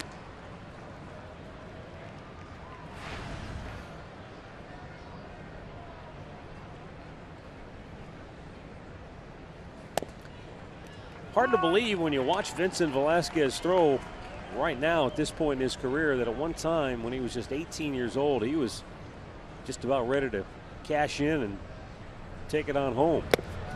He strikes out Danny Salazar, but he had to deal with Tommy John surgery like so many young pitchers have to in the game of baseball. But while he was going through the rehab process and the long, arduous, tedious tasks that come with that, he said he was just emotionally drained, just done. But while he was doing his rehab, he talked to Doug Brocail, who had undergone 2 Tommy John surgeries during his 15-year career. And 6 of those 15 seasons came after his 2nd Tommy John operation. No kidding, yeah. And he said, after hearing Doug Brocail's story, I said, well, what am I doing feeling sorry for myself? This guy's been through it twice and he came back and pitched. Sort of a breath of fresh air. Yeah. Just to see a different perspective or hear a different perspective when you're down and out. Sometimes that's all you need. I'm not sure if Brocail's still in that organization or not. With Houston? Yes, I would assume he is. The 1-1. A little bit high. And we'll find out because after our homestand, we head to Houston Yeah. for 3 games. So hopefully the Astros haven't righted the ship by then.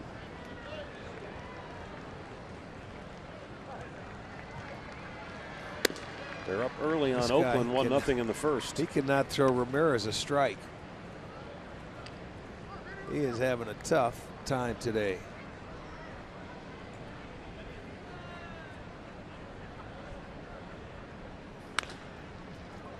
And a chopper to first. Howard with the flip. And the Indians are retired in order. Halfway through, Phillies 2, Cleveland 0.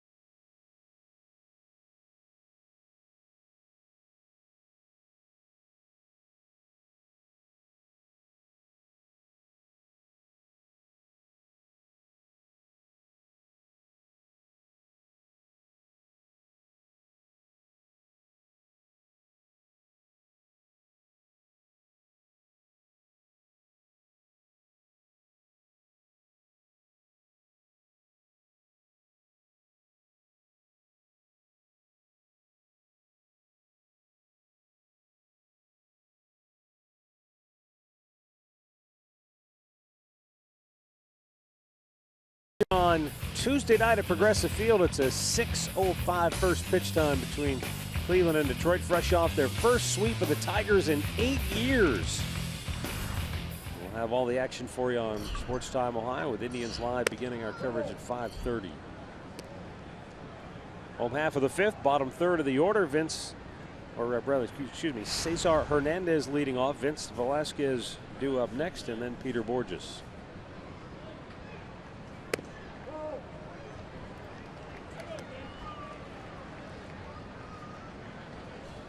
This is how the lineup fell when they ended up scoring their 2 runs back in the 3rd inning. 7, 8, 9.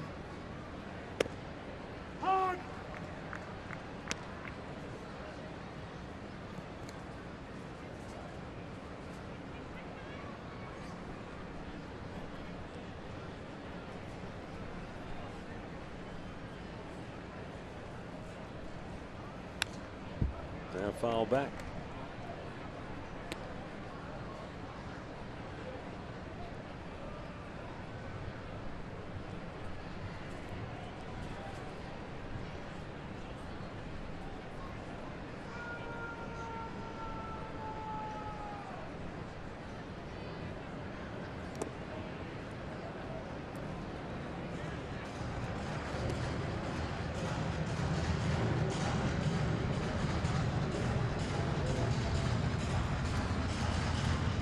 I'm not sure how many full counts this has been for Danny Salazar, but it's at least 3 or 4. Well, and it seems like they're down at the bottom part of the lineup. He messes around with the hitters where you got to go after him and get him out on 3 pitches or less. And a walk to Cesar Hernandez. In-game recap brought to you by your Toyota dealers. Freddie Galvis with an RBI single. That came with 2 outs in the 3rd inning, and then the inadvertent balk by Danny Salazar when he lost his footing. Yeah, that's been it. Now Vincent Velasquez.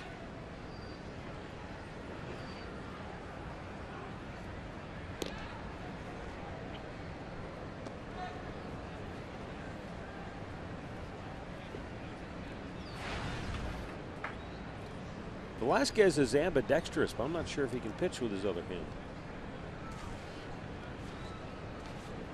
Well, that's hard to do. Where's the bunt? Gets it down, but it's foul. What was that guy? Was it Pat Venditti? Yeah. He's with Toronto, isn't he? He's with the Toronto Blue Jays, yes. Came up with Oakland. He's a guy who can truly pitch with either hand. Either hand. Yeah, he's got the glove that would go on either hand, no question.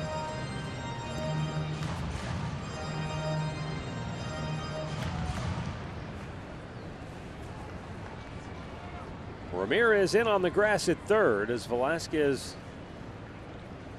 will once again try and get a bunt down. With a 2-0 lead, this is a pretty safe bet. He's 1 out of 6, or 1 out of 8 with 6 strikeouts. So not much of a hitter.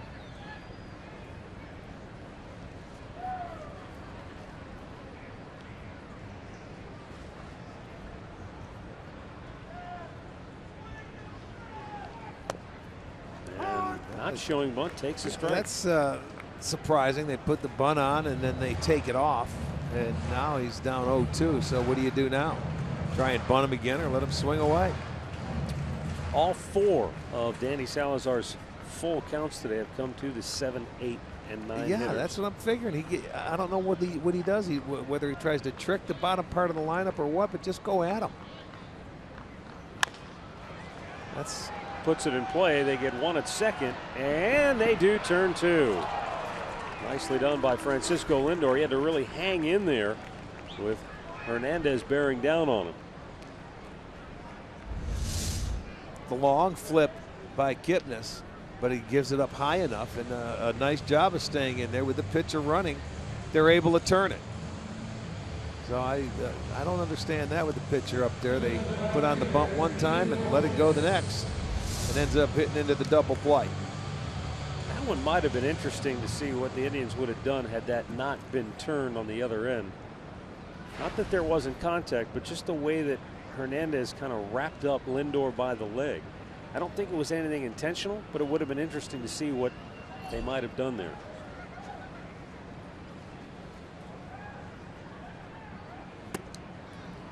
I saw another instance of that where there was a double play and the team that had it, I'm trying to remember who it was. Was it the White Sox game? Team didn't turn a double play. But we'll get into that when we come back. Inning over. And through 5, it's still Philadelphia 2, Cleveland nothing.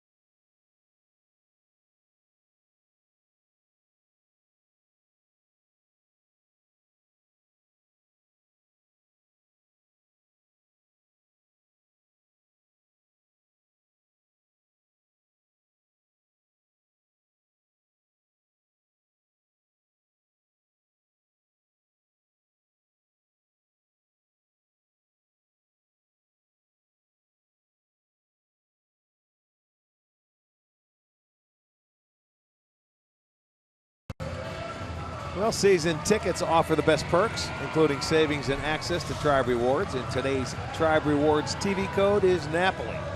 You can visit Indians.com season tickets for complete details. So yeah, that play last night, it was Baltimore and Chicago. And the runner going to second slid in. Brett Lawrie took the throw, got the force. Didn't throw to first, but the runner, when he slid in, grabbed him by the foot. Right. And so Robin Ventura said, we want to review that. We think there was interference. Jerry Davis sent it to the replay guys, and they came back and said no. And Robin came back and said, oh, wait a minute. And he got thrown out of the game because you're not allowed to come back and argue after a replay. But it was very similar to the Jose Bautista deal early in the year, which got everybody all riled up. Yeah. Well, we're going to run into that. It's still the first month of the season. We'll see how that shakes out as it goes on. We haven't seen anything like that yet. No. But like you said, it would have been interesting to see if they didn't turn that double play.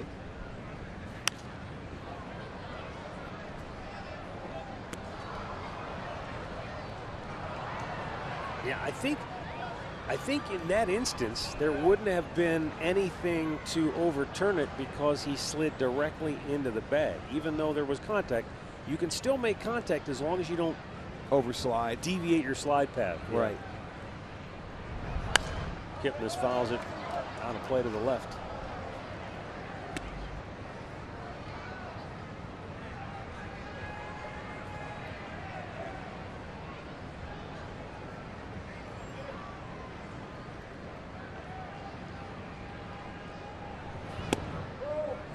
Ball ran. You could see the Velasquez fastball started out maybe in the middle of the plate, but it just ran off to the other side. And they wanted it upstairs where they're throwing a lot of the left-handers for the Indians. This one's coming down.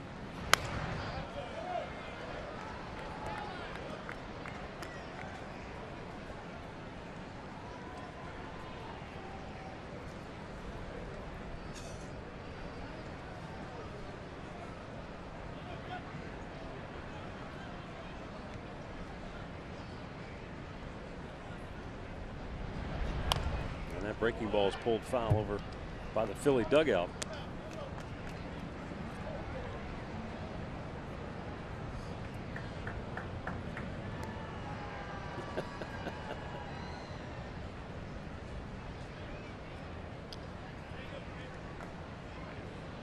Two balls, two strikes. Kipnis leading off this 6th for Cleveland. They go to the high fastball and he pops it back out of play.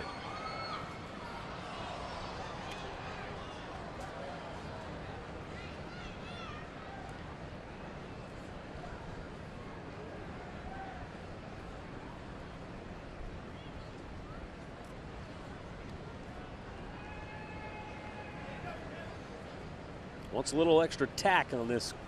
You don't blame day. him. He's up there. He's doing a nice job of hanging in there, falling off of quite a few pitches.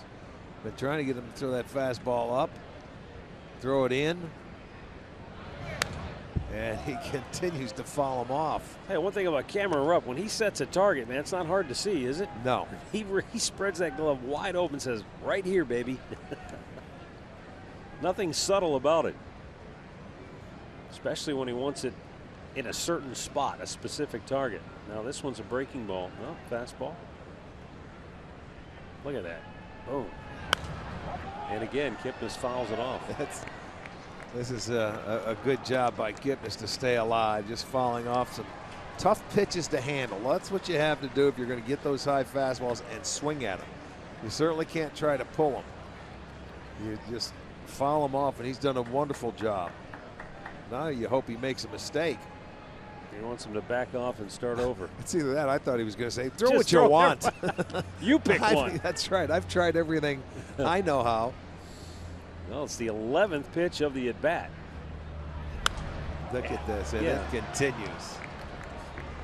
I'll tell you, there's been about 5 or 6 people up in that third deck to get some foul balls up in the same area. This at-bat alone is going to force Philadelphia to get the bullpen up. As Velasquez runs close to the 100 pitch mark here to open up the 6th inning.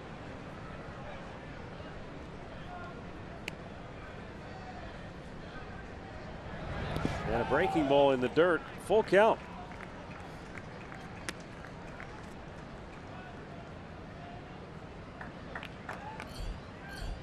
Well, if Kipnis gets his way on base here, he will definitely have earned it.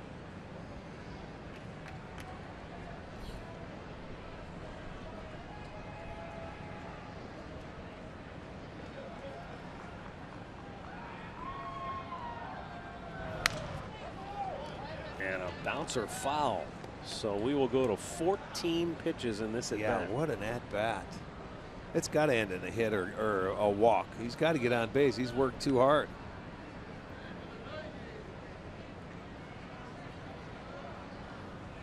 He has seen just about everything that he has to offer. There are rounds of BP that don't last this long.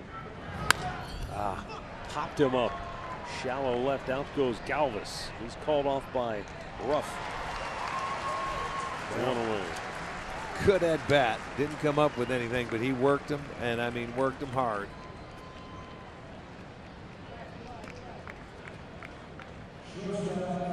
Yeah, now Francisco Lindor, who is perfect on the afternoon with a single and a walk.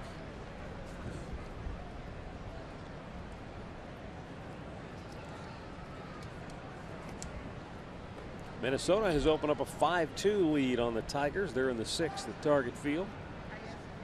White Sox in the 9th inning lead Baltimore 6-1.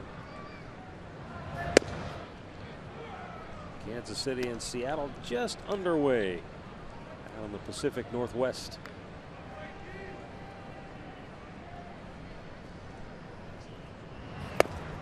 Lindor swinging a miss, 1-1. Well, the Indians will have to rally back if they want to cool off Philly, but it looks like some other teams are cooling off the torrid NL East. Giants lead the Mets 6-1 in the 9th. Milwaukee beating up Miami 11-4 there in the 6th. A little bit low.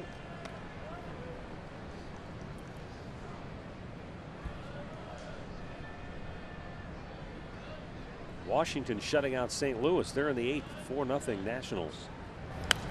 Lindor fouling it out of play. And a 2-ball, 2-strike count. Just 2 hits for the Tribe today. A single in the first by Lindor with 2 outs. A 1-out single by Tyler Naquin in the second. And that's been it. Couple of walks sprinkled in here and there. 7 in a row set down though right now by Vincent Velasquez. And make it 8 straight. And that's strikeout number 6. 2 down here in the 6th inning. Down and away. I think Lindor knew it. Everybody knew it. Right there, outside edge, 96. Painted. Good pitch. 4 walks, 6 strikeouts now for Velasquez, and I would assume this would be his last inning of work. Carlos Santana walked his last time up. He's the last Indians batter to reach base in the 4th.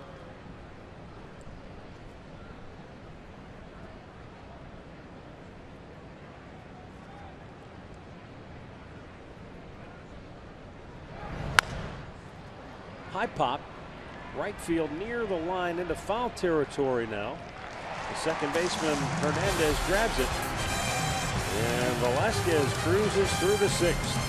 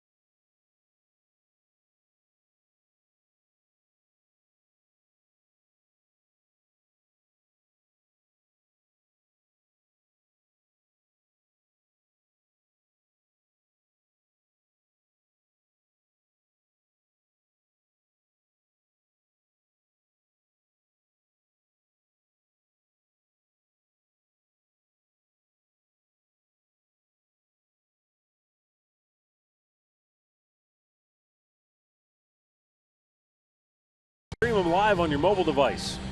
Just go to the App Store, download the free Fox Sports Go app, log in, and stream the Indians wherever you go. We are going to the bottom of the 6th here in Philadelphia, where the Phillies lead it 2-0.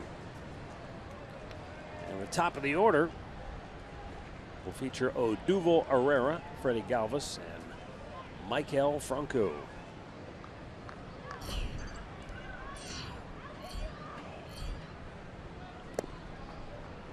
Herrera has flied out twice today. His 3-headed streak on the line here as we get into the latter stages of this game.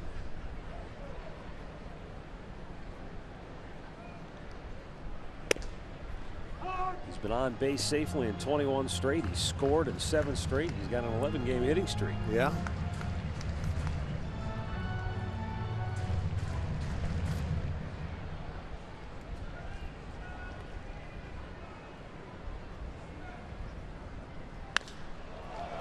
Fly ball, routines, left center field, and Naquin grabs it for out number 1. Well, we are going to return home next week. We'll have a 6-game homestand. First one starting out with Detroit, but next weekend, Kansas City Royals will be coming to town for the first time this year. Come on out and check out the world champs, Eric Hosmer, Perez, and the rest of the Kansas City Royals for the weekend. You can go to Indians.com and get your tickets. Freddie Galvis. And takes a strike. 30 years between world championships for the Kansas City Royals. Well, and they're struggling right now, as you mentioned, 5-game losing streak, and they're in Seattle to end up their road trip, and this is their final trip west for the whole year. They're done as of today. They will never go back to the West Coast because they already played the Angels, the A's, and now Seattle.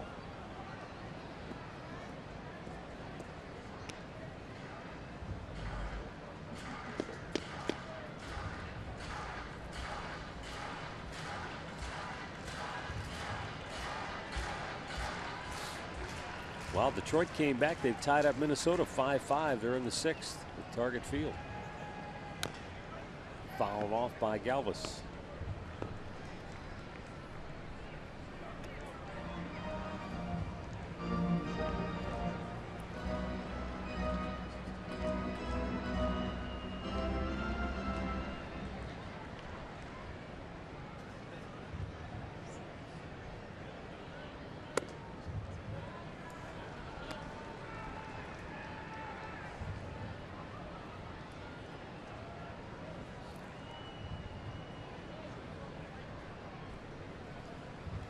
Three-run homer by Nick Castellanos in the 6th. Tied that game up for Detroit.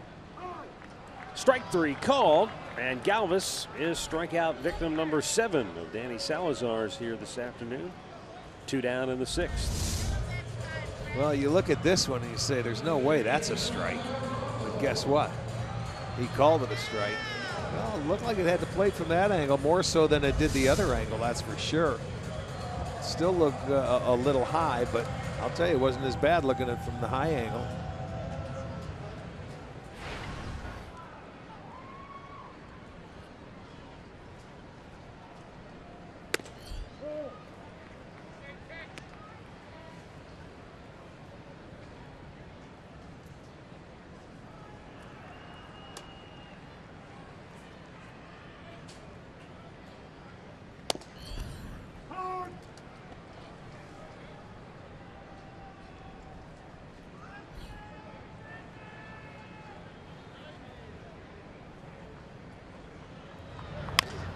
Big chopper to third. Jose Ramirez.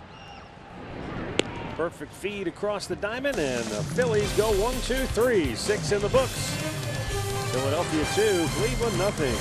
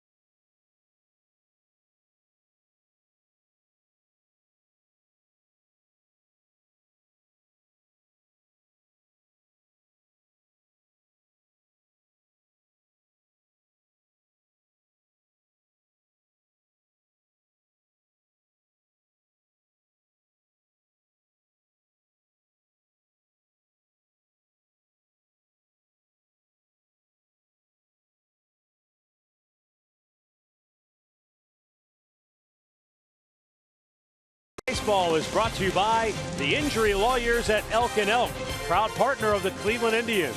Call 1-800-ELK Ohio. And by Ford, built Ford tough.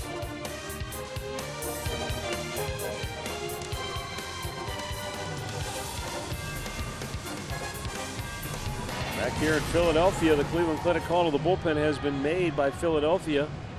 And they go to right-hander David Hernandez here in the 7th inning.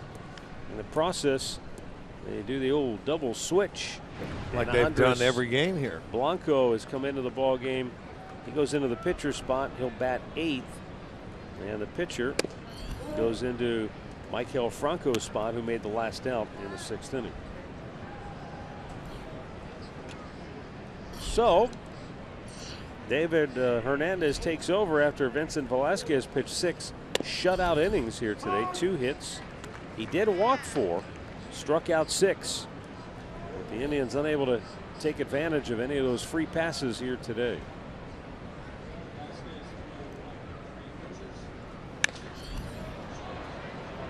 High fly ball into center field. And Odubel Herrera grabs it one away. The Indians' best chance that they had happened in the 4th when the first 2 walked and reached. They were on base with nobody out. Yan Gomes popped up, Tyler Naquin struck out, and Rajai Davis hit a line drive to left that Darren Ruff made a diving catch on to end the inning. Well, look at that bullpen for the Phillies in their win streak. 16 consecutive innings without allowing a run, and 18 overall. And we've seen it. This guy came in and pitched 2 innings the other night. Ended up getting the win and had 4 strikeouts in his 2 innings. That scoreless inning streak, the longest in baseball this year by the Phillies bullpen, so they've been very good. And they're doing it with a guy who's not really a closer. I mean, Jenmar Gomez is the closer by default, really. Yes, that is true. And from what we've seen over the weekend, I would say I saw a lot of better arms coming out of that bullpen that you would think, well, maybe this guy could close. But Gomez is the closer. He didn't have the best stuff. But it's a mentality sometimes when you have to close out ball games and get the final 3 outs, as we all know. It's not that easy. And to me, as Naquin swings through it, that is one of the great examples in the game of baseball where analytics doesn't kind of mesh up or doesn't line up to where conventional wisdom or that's true. What do you call it? The immeasurables, or the things that you can't measure, the intangibles, whatever you want to call them. Because if you just went by the analytics, you'd probably line up 8 other guys in that Philly bullpen and say, here's your closer. Yeah, if you were just looking at the eye test. Naquin goes chasing, and that's the one chink in his armor that opposing pitchers are starting to expose, that his inability to just lay off that high pitch. Something he's going to have to learn to do. Well, a lot of the hitters have done that. That's a pitch that you see very well out of his hands, but you're not going to hit it. It's not a strike, but you continue to swing at it. They will keep it there until you make an adjustment.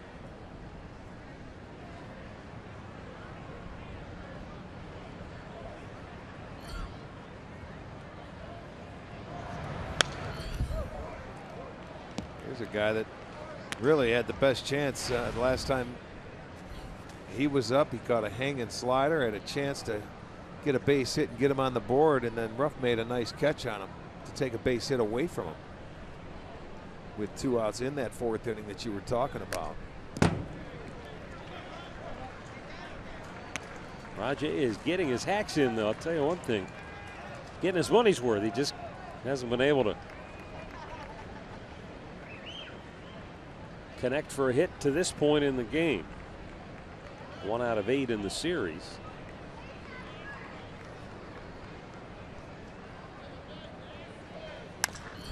And finally, he's got a knock on a solid line drive up the gut. It comes with 2 outs in the inning.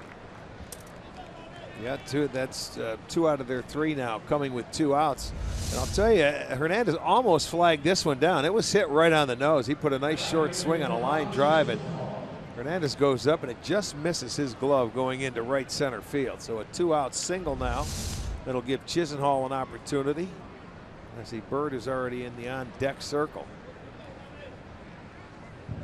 Now, Lonnie Chisenhall 0 for 2 on the afternoon. Jeff Manship up in the Indians bullpen.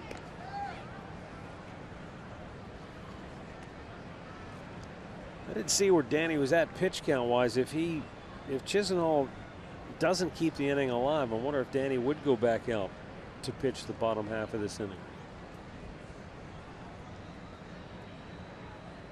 He's at 93 pitches, so he could possibly go back out. I would think so. If they want him to.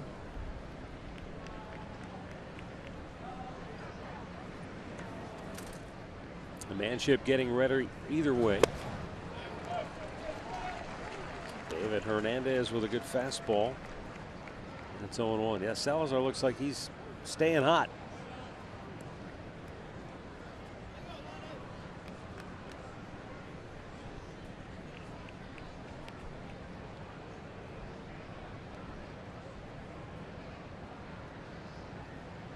Rajay drives a throw, and it was very close at first base. Missed the tag. It looked like they had him. They missed the tag.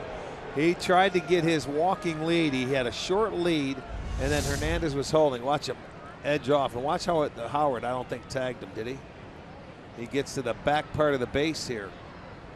Oh, it was. If he tagged him, it looked like he was out. I don't know if he tagged him. I think he did. Okay, they're gonna review it. That's worth it. I didn't. When he sweeped it, I thought I saw some daylight, but they're thinking, that's close enough to take a peek at it at first base, so they can end this inning, is what they're looking for. I think on that last look we had, it looked like he might have caught him on the elbow. Nicked him on the yeah. Oh, I don't know, Rick. That's really close. I know it is. It is very close. They're looking up at the. I think he just might have nicked it. Yeah, it looks like the edge of that glove did get the shirt from what they showed us on the scoreboard. Well, the fans are clapping, but that doesn't necessarily mean New York's agreeing with it. Now, I know I have read in the rule book, it can't be one of the strings on the glove. It's got to be actually the glove, not a little piece of the string hanging off of it.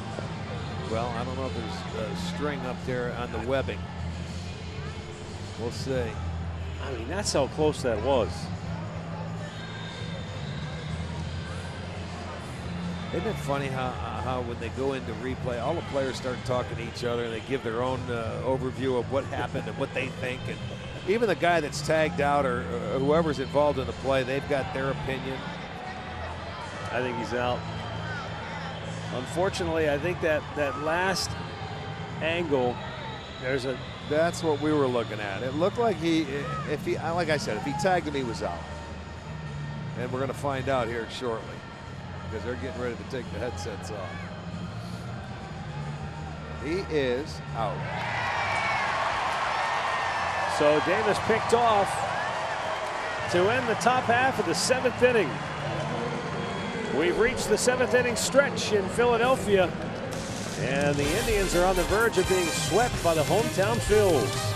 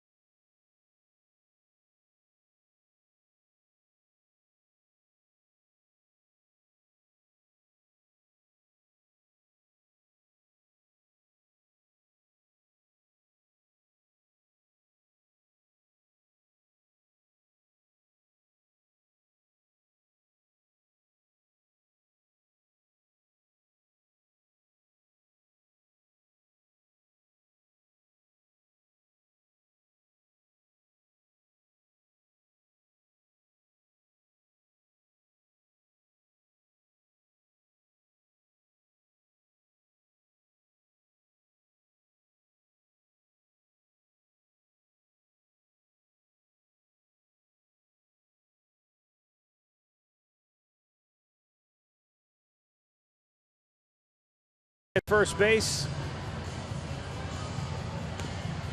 just barely grazed him. He sure did. Just nicked him.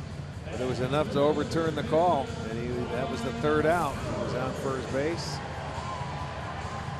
Don't know if he was trying to steal. He didn't really take that the break, but Howard applied the tag barely. But it was a good challenge for Philly because then they end that inning. Now they don't have to worry about it. They came in. They were high-fiving each other. And for Philadelphia, Ryan Howard will lead it off. Has struck out twice against Danny Salazar. Jeff Manship continuing to stay warm in the Indians bullpen. And Howard takes a breaking ball for a strike.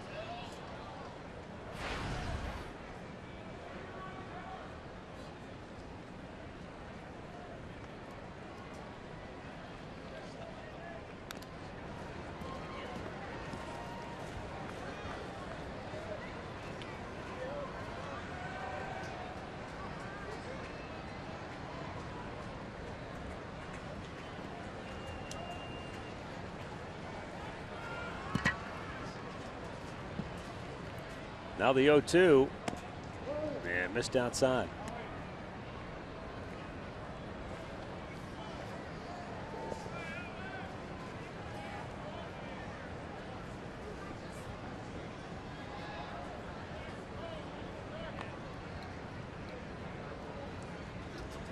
Swung out and missed. Danny Salazar has struck out Ryan Howard for the third time on the afternoon. 8 Ks in all. Well, there you go. You get geared up for a 95-mile-an-hour heater, and you got to get it started. But that changeup was in a very good spot. You can see Howard is way out front. He's had his number today. 3 straight punch-outs against Ryan Howard. Cameron Rupp to the plate, 0 for 2.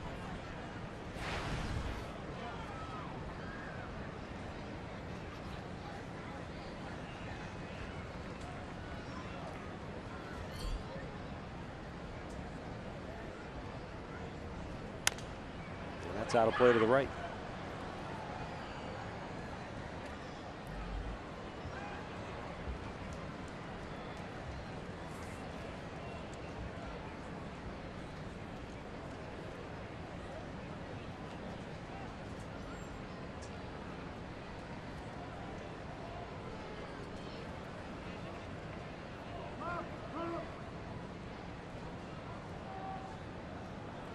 Time called.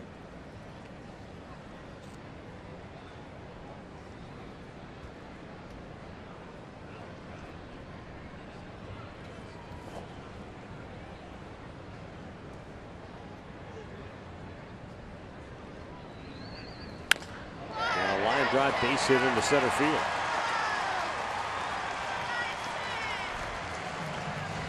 One out single for Philadelphia. It's only the third hit for the Phillies today and their first hit since they had 2 hits in the third, in which they scored the only runs of this ball game. Miller time brought to you by Miller Lite. Rajay Davis with a line drive in the left field, and rough. Made the catch. Yeah, See if the best scoring chance on the day. Yeah, they had a couple men on base. That was 2 outs. It takes a base hit away from him. And that was a mistake pitch, but he got away with it.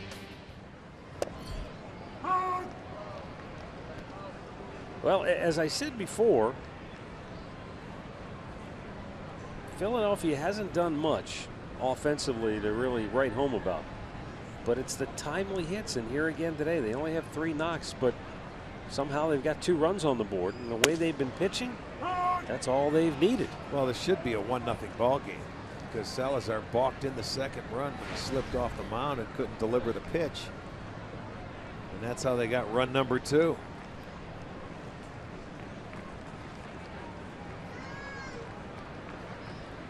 Philadelphia, they end up going out on a 10-day trip after today's game. Could be 2. Ramirez to second. There's 1. Kipnis on to first.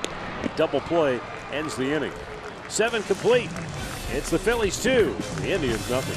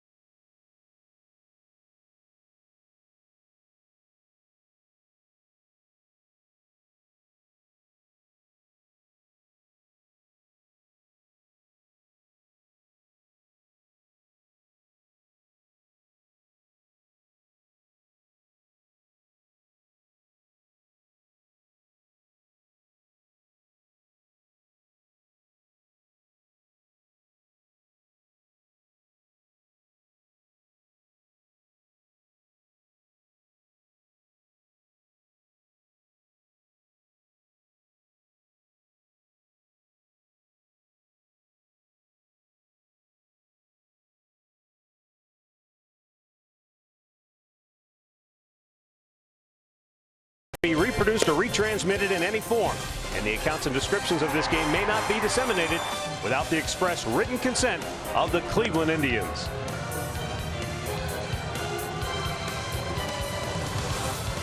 Danny Salazar finishes his day with 7 innings of work. Just 2 runs allowed, but he's on the hook right now for a loss unless the Indians can rally here in the last 2 innings. David Hernandez will stay on for a 2nd inning of relief work. And Lonnie Chisenhall will lead it off. Marlon Byrd will pinch hit for Salazar. And then Jose Ramirez due up 3rd.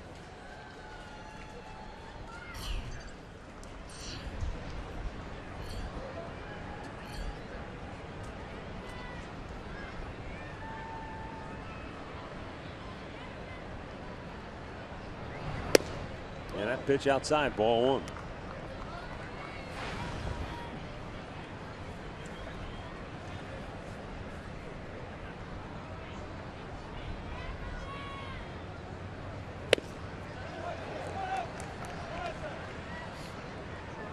One and 1 to count. This is a Philadelphia bullpen that has now strung together 19 consecutive scoreless innings.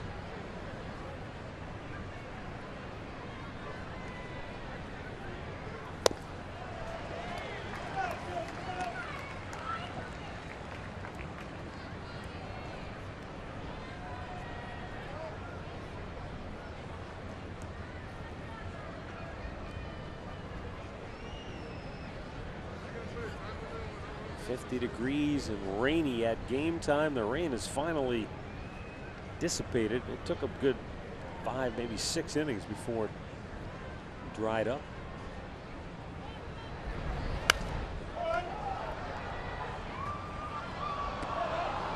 But it's left everything pretty well soaked.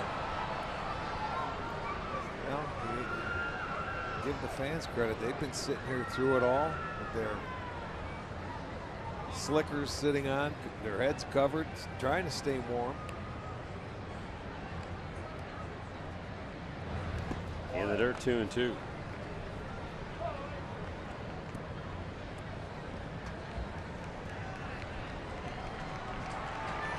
I wonder if any of these people ran the race today and then came here for the game. I'm saying yes. I would think so, yes. Might have stayed dressed in the same garb. That's what they were running in today. The 2-2. And Lonnie with a chopper in the hole. And cut off by Hernandez, but he bobbles it, and Lonnie's safe at first. And on the errant throw, he's going to go to second base. Well, he made 2 mistakes there. He couldn't catch it the first time. So that's going to be an error right there on Hernandez, and then makes a wild throw. Oh, 2 errors on the play. Even though he had to go a long way to get to it, they're saying he was in front of it, so he should have made that play. Yeah, he never fielded it cleanly, and then really compounds it by throwing the ball away. Did they give him 2? They gave him 2 errors. Okay, an error for not making the play, and then an error on the throw for letting him reach second base. So Cesar Hernandez charged with 2 errors on the same play. And now Marlon Byrd to the plate.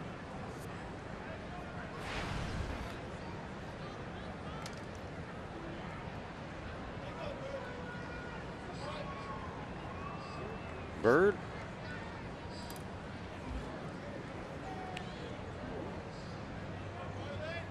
.264 average on the year, cuts through that pitch.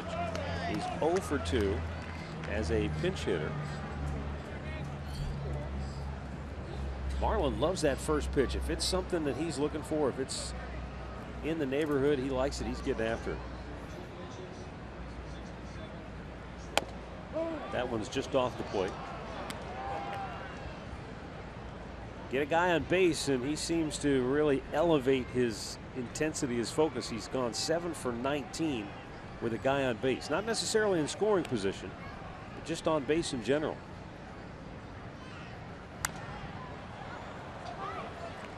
Well, there's hitters that love to hit with runners on base. That concentration level zones in. The veteran likes it.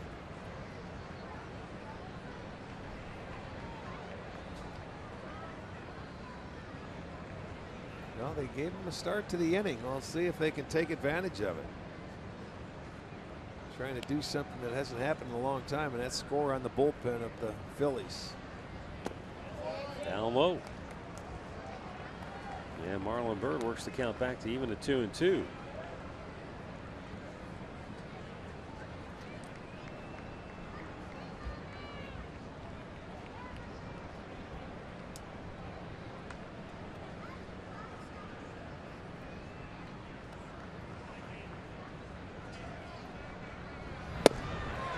And a well-placed fastball by David Hernandez.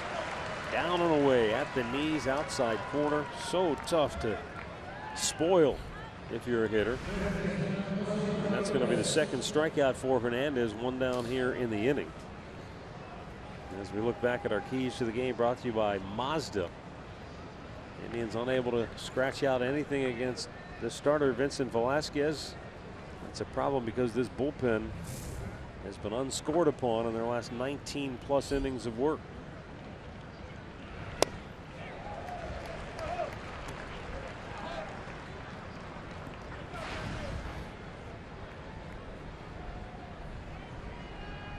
Couple of walks for Jose Ramirez on the afternoon. Broke his bat, rolls it to third. Andres Blanco throws him out, 2 down.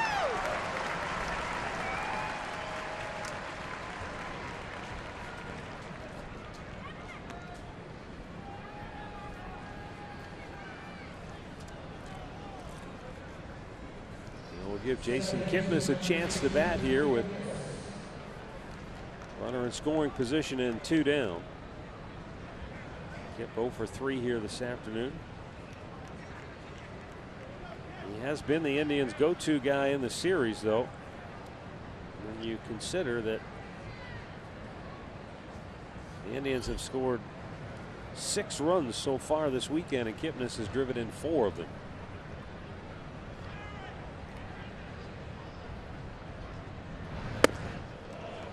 They continue to really work him upstairs, and a lot of hard stuff. Yes, he had a great at bat, even though he made it out his last time up when he battled Velasquez to what, about a 14 pitch at bat. He fouled off a number of pitches.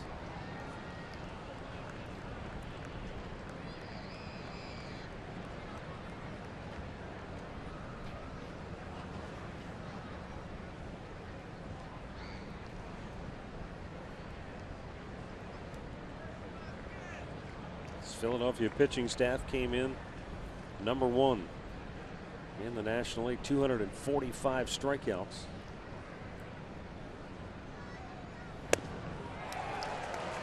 Eight more so far here today. They came in as a staff, averaging 10 per 9 innings of work. They've got a chance to get to that number here today before it's all said and done. The 2-1 pitch. Not point.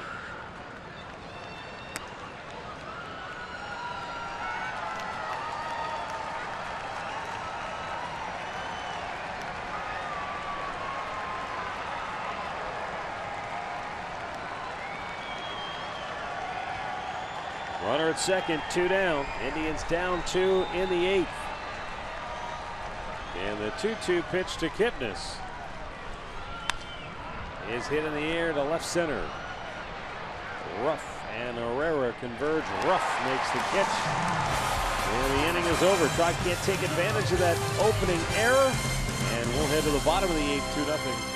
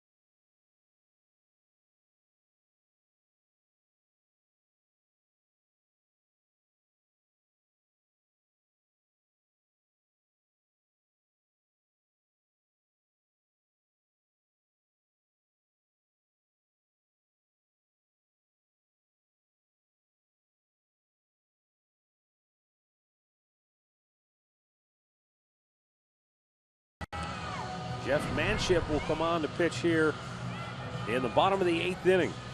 He's worked in 8 games, has not allowed a run. Pitched in Friday night's game, pitched a third of an inning, gave up a couple of hits, also had a walk, but didn't give up any runs. They were able to come in and get out of it.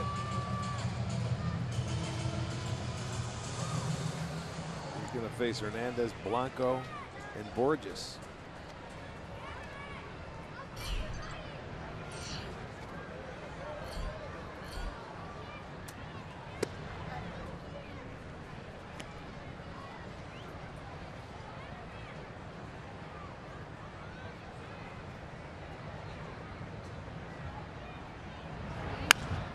Right back to him.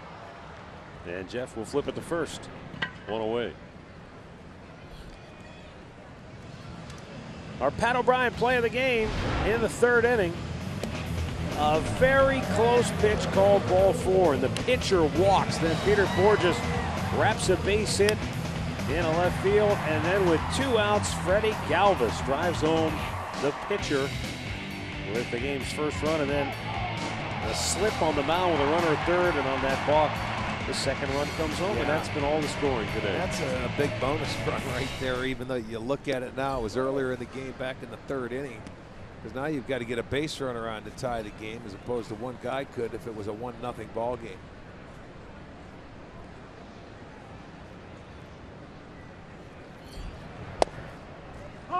Outside corner, it's a called strike.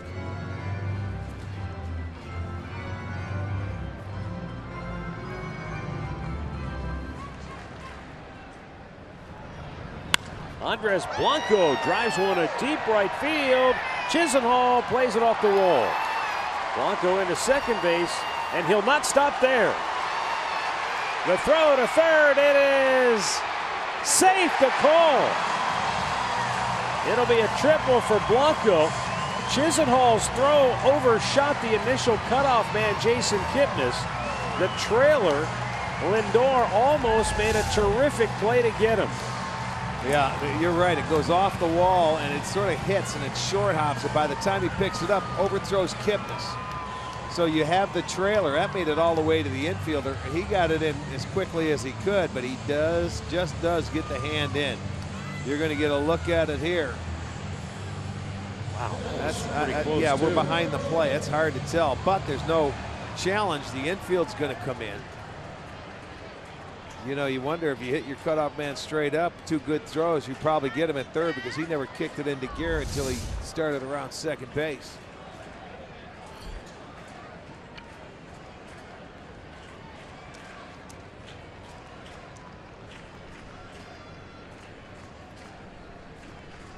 Peter Borges on the squeeze play. They've got him hung up between 3rd and home. In the rundown, Ramirez gives it up to Santana, who tags him out, and there are 2 down. First pitch with Borges up and 1 out. That's the time you do it. With 1 out there, and they wasted no time. And it really, Borges, nothing he could do. It was a pitch out, so they knew something was up. You see Gomes get out, and they read something right there. It was the perfect time to do it. They had the right hitter up. Smart thing over there. They called for a pitch out on the Indian side. They called it right. 2-5-3 on the putout.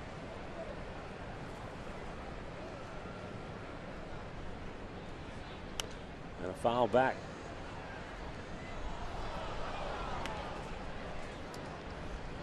Well, that's a nice save right there.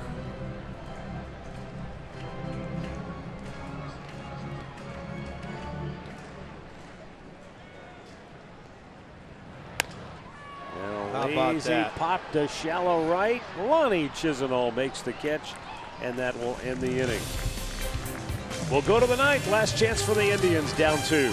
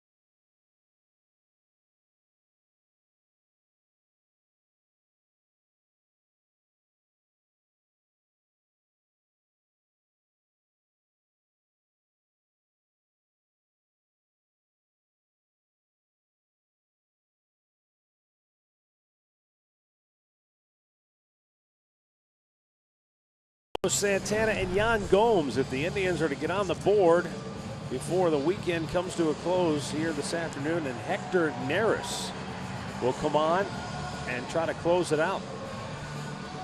Yeah, that's the splitter. David Lowe goes into the game in left field.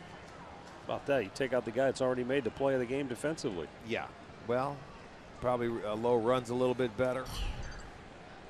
Covers a little more ground.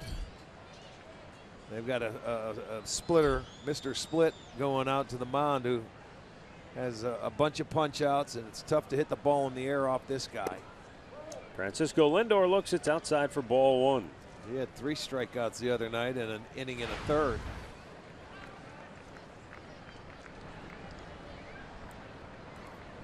But they need a base runner to get the tying run to the plate. Neris, 14 career saves in the minor leagues, but he's never had one in the big leagues. And that's a generous call, 2-1. Well, he's been calling the pitch up more so than he has down today.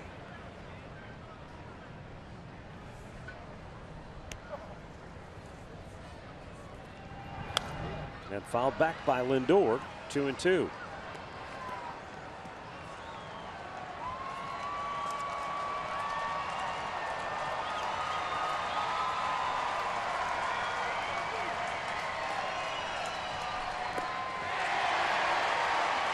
And home plate umpire Larry Vanover says Lindor got a piece of that, and the ball hit the dirt, so he stays alive. That, I mean, by just that's a fraction of an inch.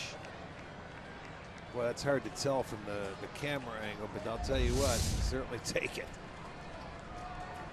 You can see the downward movement on that pitch. For some reason, before this 2-2 pitch, the third baseman Blanco wanted to tell Neris something.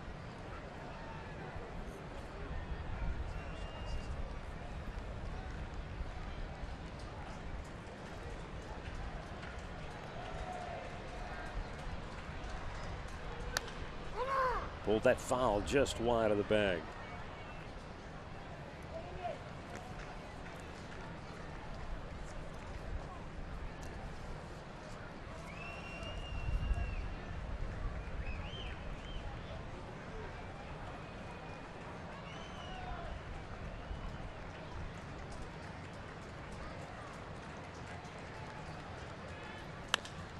Popped him up. The shortstop Galvis settles under it. 1 away.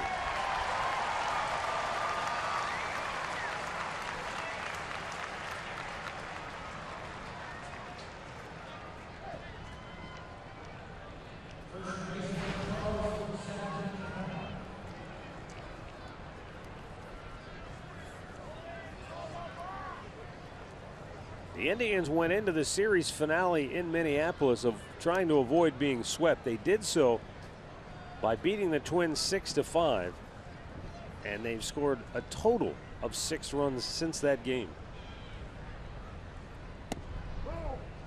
And Carlos Santana takes inside ball 1.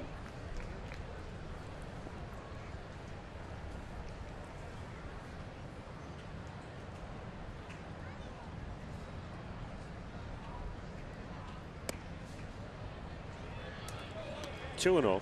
This is a guy who doesn't walk many, especially when they're right-handed hitters.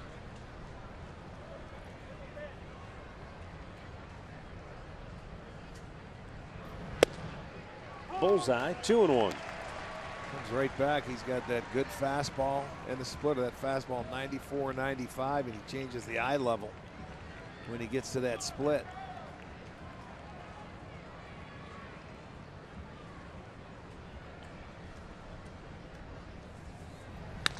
Santana with a long fly ball to deep right field. Borges back. He's out of room. It's out of here, and the Indians are on the board. Carlos Santana with his 4th home run of the season. It's a solo shot here in the 9th, making it a 2-1 ball game. And we'll see if that perhaps unnerves Hector Neris a little bit here. Well, they got on the board. Unfortunately, nobody was aboard. So they cut that lead in half and make it a 2-1 game for Santana. His 4th home run, his 12th RBI, and that's pretty much what it was going to take to get it out of here. 2-1 pitch into the seats. But the Indians are down to 2 outs.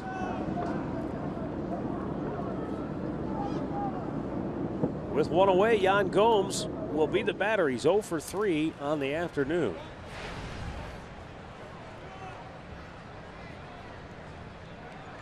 Right-handed hitters hitting .042 off Neris so far this year. So Gomes has his work cut out for him. 0 for 7 in the series. Trying to keep it alive for the Tribe. And he slugs one to left. And coming in, David Lowe makes a chest-high catch, 2 down.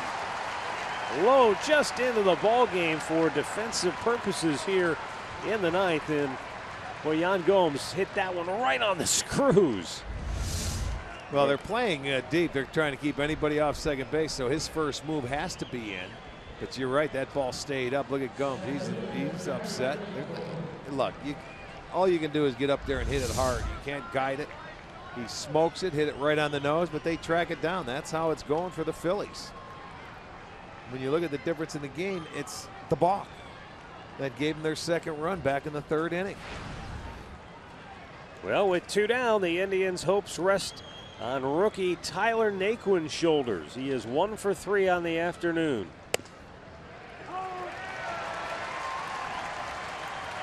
$23,809 rain-soaked fans here at Citizens Bank Park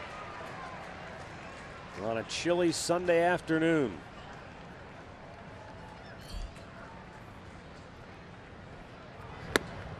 Up and away, 1-1.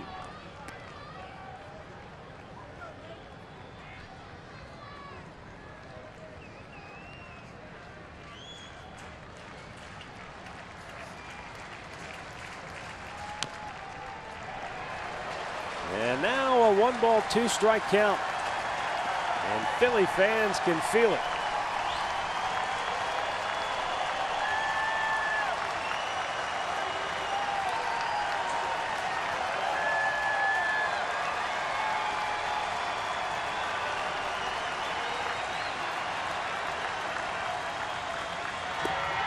Down in the dirt, 2-2.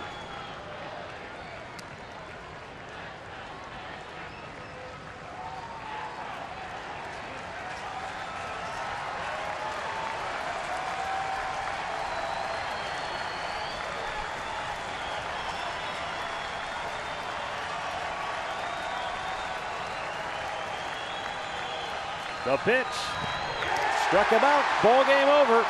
And the Phillies sweep the Indians. 2-0 is the final score. 2-1 is the final score. As the Phillies go to 15-10, they've won 6 in a row. And the Indians finish this road trip losing 5 out of their last 6. Carlos Santana saves them from the shutout with the home run here in the 9th. But otherwise a lost weekend in Philly as the Indians' offensive woes continue. Just 4 hits here this afternoon. And Vincent Velasquez goes to 4-1 on the year. Hector Neris, his first ever major league save. The losing pitcher is Danny Salazar, who falls to 2-2. And even though Salazar did balk home a run due to some poor footing on the mound during a rainy portion of this game early on, hard to fault his effort here today. He went 7 innings and gave up just the 2 runs on 3 hits. But this isn't what anybody had in mind or had envisioned when this club broke camp. There were a lot of high hopes. And it's not that anything's lost at this point, but at 10-12, they head home now to open up a homestand against the Tigers, and then the Royals come to town. They've got to figure some things out and get it turned around here. Yes, they do. Yeah, I mean, you get well-pitched games. You hate to see you lose. And you talk about losses, they're all 1-run losses now. Another 1-run loss. I mean, what's that? 6 on the trip, 7 on the trip. But it's been 6 straight. Yeah. So it's been a rough go. They've all been 1-run losses. Today was just a miserable day. There wasn't a lot anybody could do. But, you know, you end up, you're swept here in Philadelphia. You get an off day, you better regroup and be ready to go against the Tigers because they're playing better now. Yeah, 6 straight 1-run games and 5 of them losses for the Indians. So we'll be back with a final word from Philadelphia, where the final score today is Philadelphia 2, Cleveland 1.